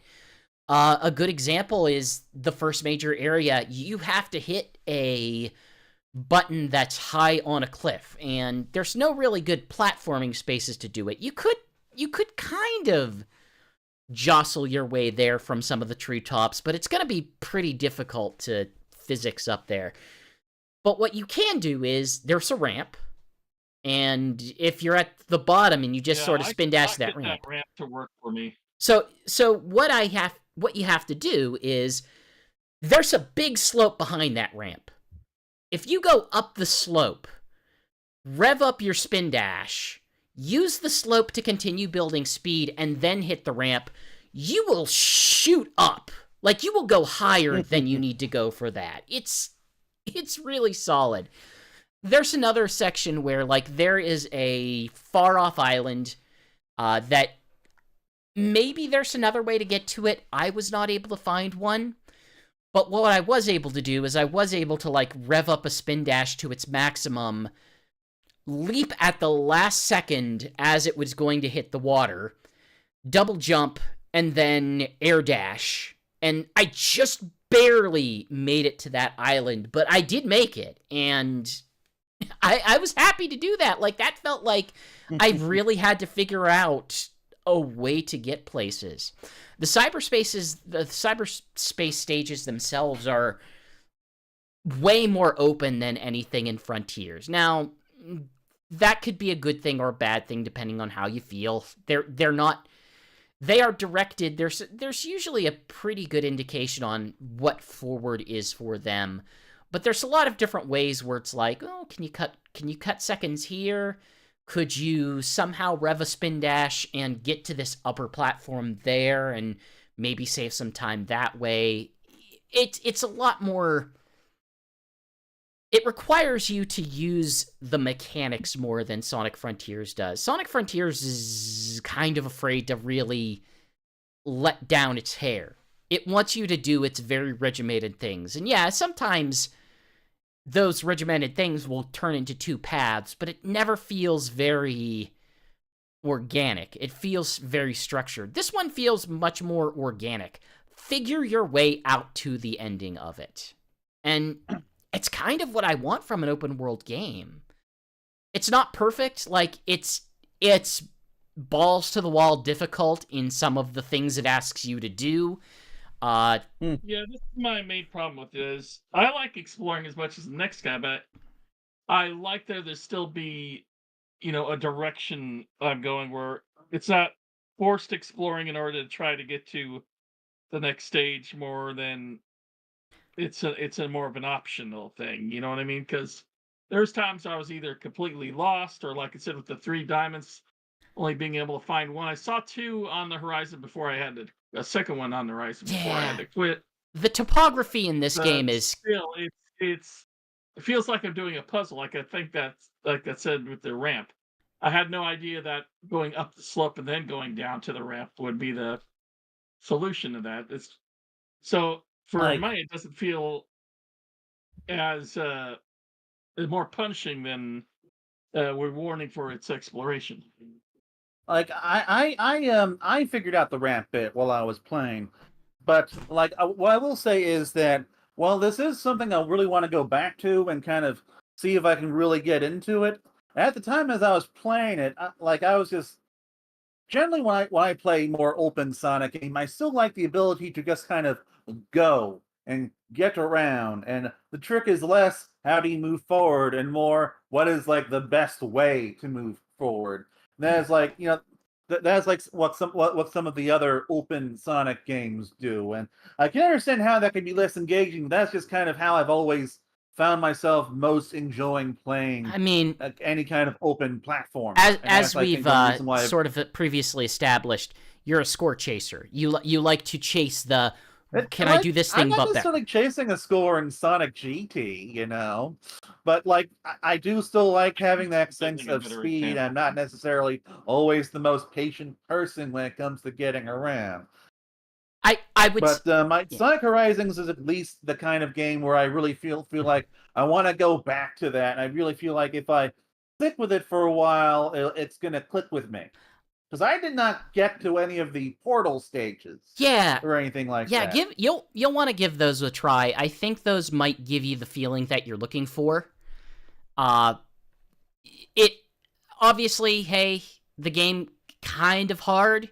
It's ironically easier now than it was in the previous build, but that isn't saying much. I still it feels developer balanced right now. The kind of balanced where if I were a developer, I would play the game and say, "Oh, I have spent dozens and dozens of hours crafting this experiences. I know what all of the maximum tolerances of this are.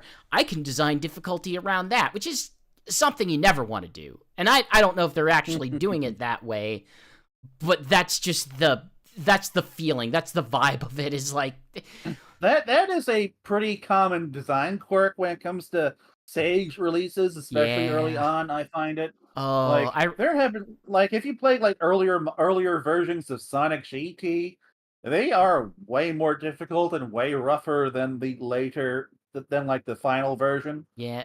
So Look, yeah, I've said before, these are a lot of these games are in their early stages, so they still have to come along a ways. But he's got a good physics engine there. It's just we have to see where it goes. yeah, there's now I do want us to do one more kind of pass around. sure.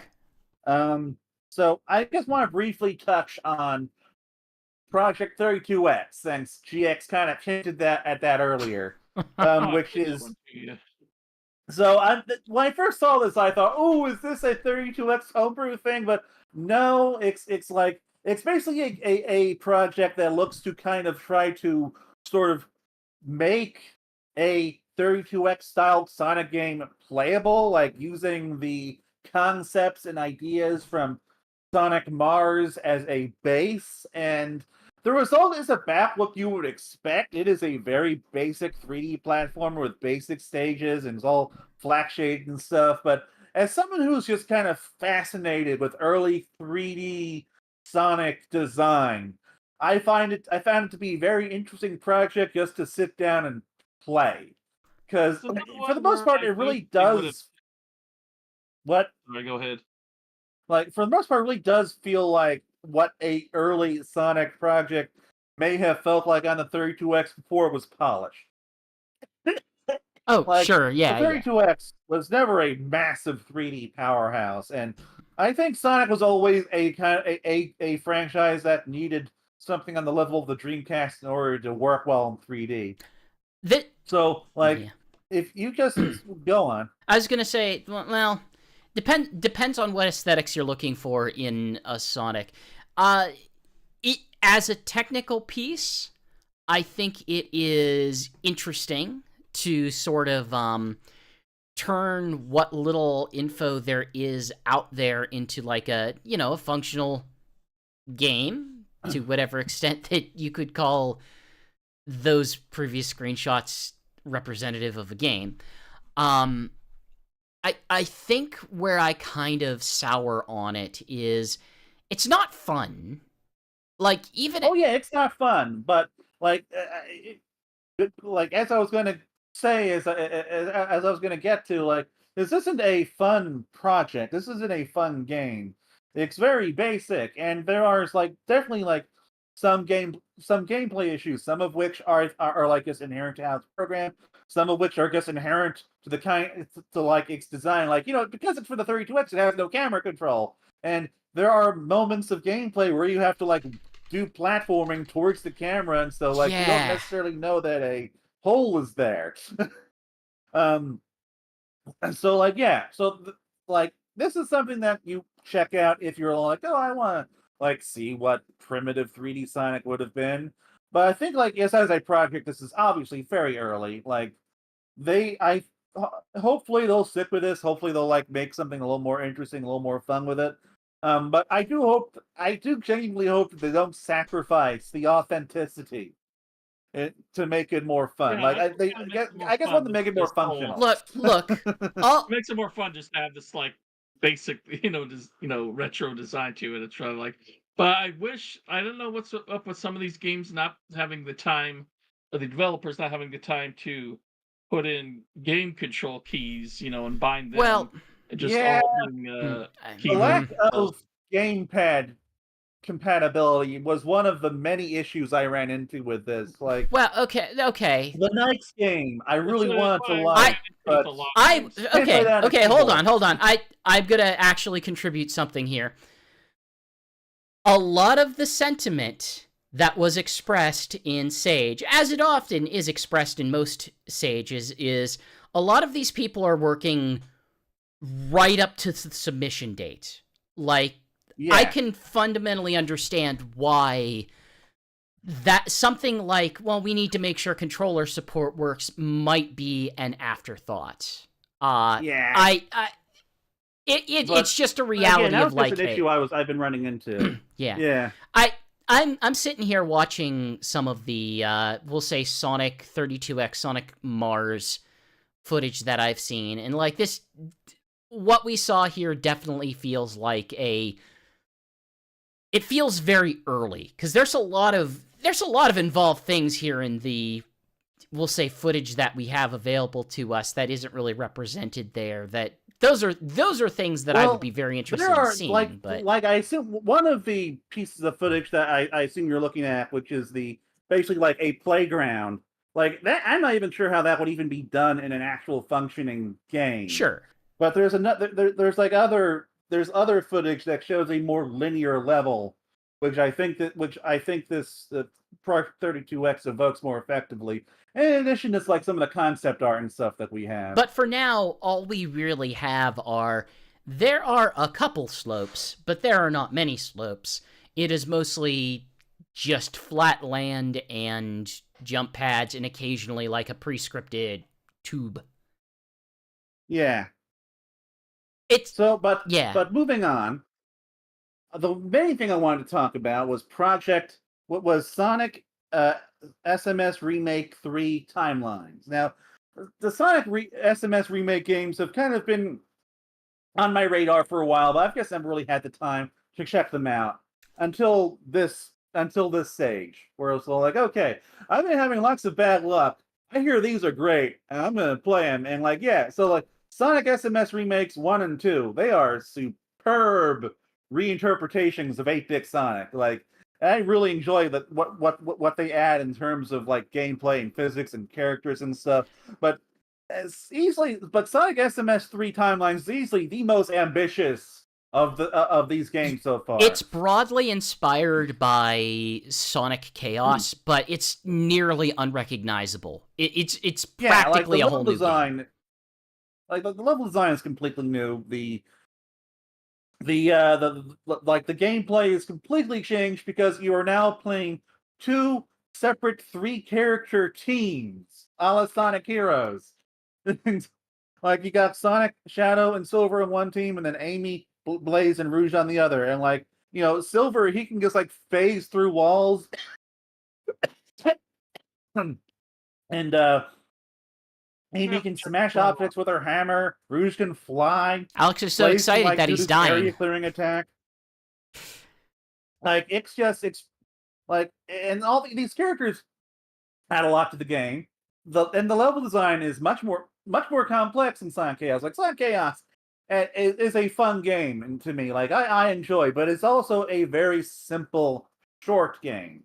Like, whereas Sonic 2 was just kind of insanely difficult, poorly designed, Sonic Chaos is insanely easy and fairly well designed. So, sorry. And like, but like, just in terms of like the level design, it's way more complex. There's lots to explore. There's red rings to find. The second stage, you actually start in the middle of the level. You can go left or right to get to the end. And like, again, there's a lot to explore. And so, given that you have like 2 characters that can just fly, and other characters that can smash through things or phase through things, like it just there's just a lot to do in this demo, despite the fact that it's only like 1 tutorial stage, 2 acts, and a boss. So this is a game I highly recommend. Great 2D Sonic. It's really fun seeing like modern characters in a 8-bit aesthetic. They are very well realized in 8-bit. It looks cool. I don't know if it's accurate. They are. I guess like seeing them like that. I would not describe it visually, aesthetically as actual dedicated 8-bit. I would more akin to say like it is inspired by the, we'll say, proportions of the 8-bit Sonic game. So it's like it's closer to like a, what if you took Master System Sonic in his sort of little squat format and translated that to more of a 16-bit style. I do think that the sprites are more simplistic than what you'd get in proper 16-bit Sonic. Like it, but yeah, it probably does go way further than what the Master System can do. Oh yeah, but it's close enough. It displays way more colors. Like the Master System could handle some amount of colors. It couldn't handle that many colors on screen, and it certainly could not handle that many colors on a single sprite regularly. Yeah, I played the other remakes. You should probably play them. They're not as like crazy. I did play them before I wrote about timelines because I want to make sure I had the context. But I have not had time to beat any of them. I'm going to eventually. Yeah, the first one, like they included other Sonic stages from other games in there, like what's it called? Marble Zone. I think they've got Marble Garden, yeah. Marble Zone, Starlight. Yeah. Starlight Zone, those sorts of things. It's cool. The characters feel like they add a fair bit, and it's kind of neat. Like, I think my only real issue is that Silver is way too overpowered because he can conceivably just, like, float above the stage, but you could just not do that. Like, this is a fan game, ultimately. You don't have to cheat. No, the real tech is that you play as Rouge all the time, because Rouge is the one that can actually track the special rings that you need to collect.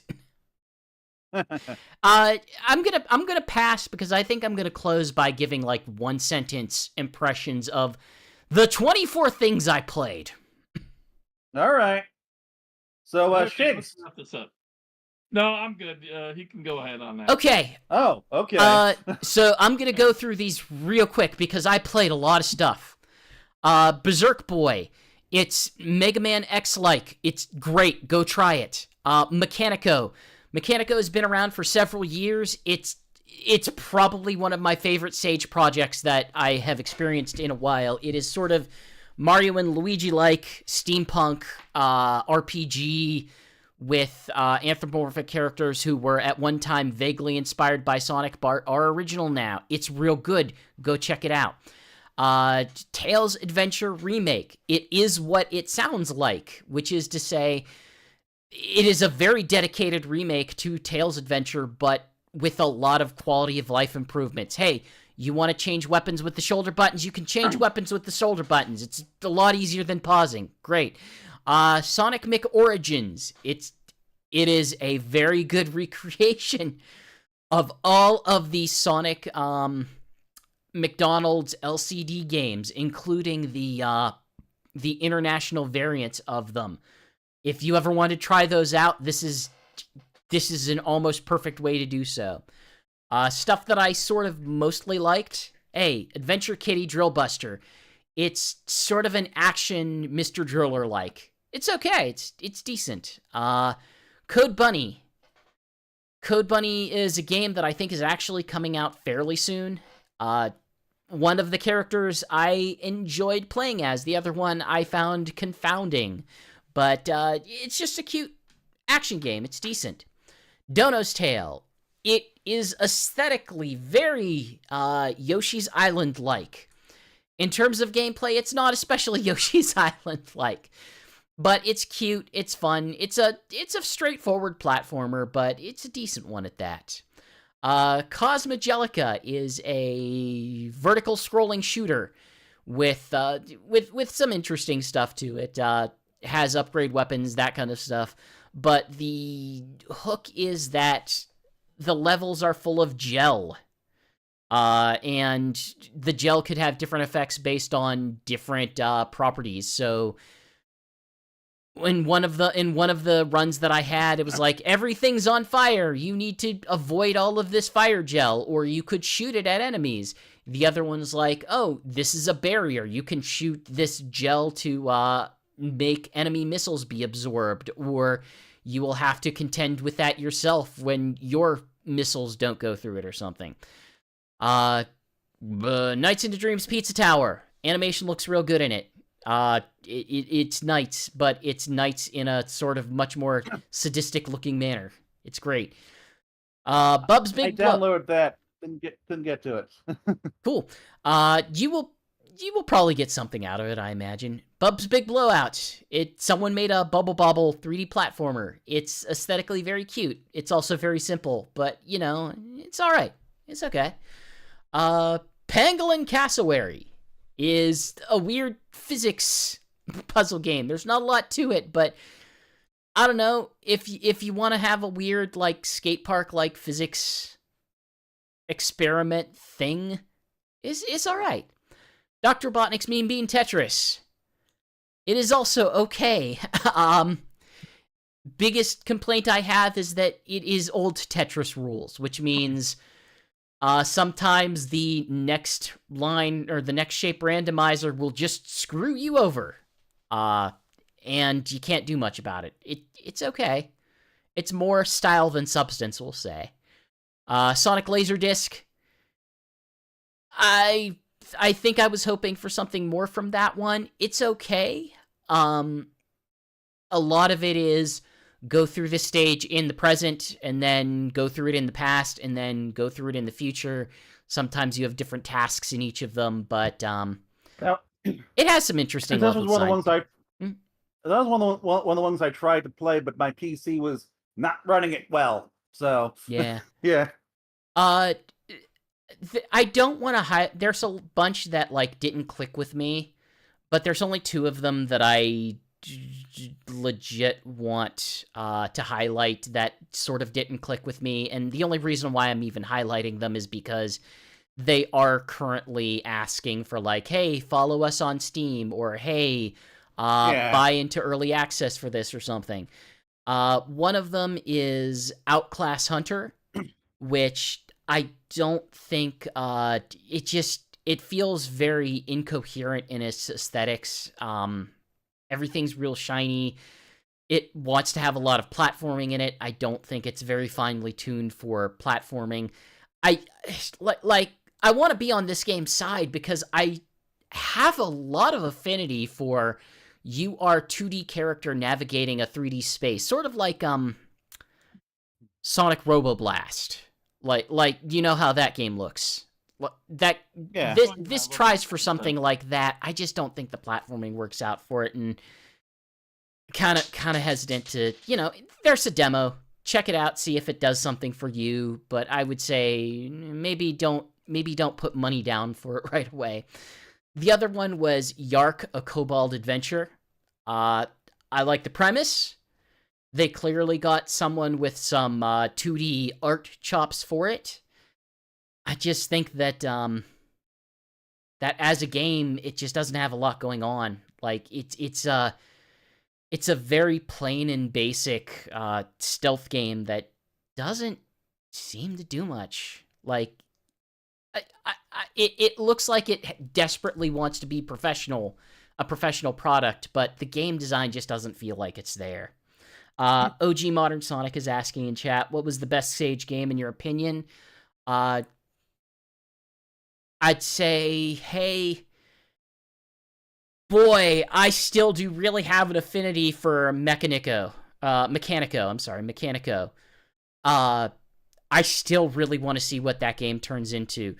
I am expecting, like, hey, when Berserk Boy and Big Boy Boxing come out on Steam or wherever they're going to be, those are things that I'm absolutely going to be purchasing. So yeah, I don't know, Alex, what was your top of game? Well, top of I show? already loudly declared what my favorite one was: Sonic Test Labs. Okay. I mean, I can't like, hey, you got more out of that than I will, but I think that also speaks to, like, you are looking for different things than I am. Obviously. Jason, like, what hit you? You were kind of lukewarm. Something that's a little more simple was Sonic and Blaze. It was just a mix of Sonic Rush with Sonic Game Boy Advance. The person who did it did a pretty good job of mending those two together. Oh, and one I missed, Sonic 3000. It's a weird one. It's browser-based. Ooh, I need to check that out. It has a lot of, I was hesitant to put footage on because it seems to use a lot of, Newgrounds music. Like, music from Newgrounds artists. I don't know if it's safe for me to record that or not, so... Honestly, probably. Yeah, go check it. Alex, I think you should absolutely check it out. It's weird, it's over the top, it's kind of dopey, it's a little bit memey, but it's certainly interesting. Like, given its browser base, hopefully it'll just work on my Steam Deck or whatever. So yeah. I am at this point away from my proper desktop. In any case, no time for One Piece tonight. So that will be all. Thank you all for joining me. And we will be back in a few weeks with some IDW stuff, because lots of one-shots came out last month and coming out this month, and also Sonic Frontiers. And since we did our whole show like 10 days into September, hopefully there'll be like less actual news to cover. It'll give us more time for other things. Yeah. So real quick before we go. Yep. Hey, sonicstadium.org. It's a website. You should go there. We have a lot of Sage coverage over there right now. Some of it is written.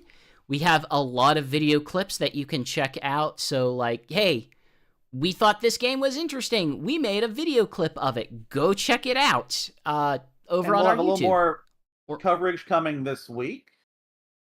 Indeed. Written and video. There's still so many things that I want to play there. Like, I'm the off the beaten path guy. I want you to take a look at Mechanico. Like, yeah, like do some more on that. Check it out. Play Bomb Rush Cyberpunk. That's out now. I need to play. We took that trip. That trip looks twee and fun. I need to play the one with the deer person. That looks good. There's a bunch of non-Sonic fan games that are out there that I should play. Yes, and also Sonic fan games that you should well, actually no, I think you've covered all the Sonic fan games. Never mind. Not all of them, no. There's so many. Like, we are a Sonic site, so that should be our focus. It should be, but there's so many good original games. So many good original. In any games. case, I think that will do it for us tonight. Anything else y'all want to plug? Like I said, go play Bomb Rush Cyberfunk if you want a pretty much a spiritual sequel to Jet Set Radio. It feels like Jet Set Radio 3 so much. I really love it. Cool. I guess I will go ahead and plug what's the word? Stray Gods, which is a musical RPG that I just started playing today. Cool. Anything from you, GX? I've been playing Sage games. A lot of Sage games. I've been playing so many Sage games. I have more Sage games to play. Please validate my playing of them by watching our videos on YouTube. It took a lot of time. If I can get anything else working on my Steam Deck, I will hopefully be able to do one more write-up this week at the very least. My fingers are crossed. You know what we need to do? do? One Piece. We need to in our next show. We need to go back and play Triple Trouble and check out the new anime content in there. Yeah, God, we do need to do that. Ugh. You need to do so many things. Okay, well, regardless, see you later. Peace all. I think that's our show. Goodbye. Take care. Bye-bye. Happy podcast. Nobody should care about Sonic's blue eyes. Nobody should care about Sonic's blue eyes. All right, are we offline? We are now offline.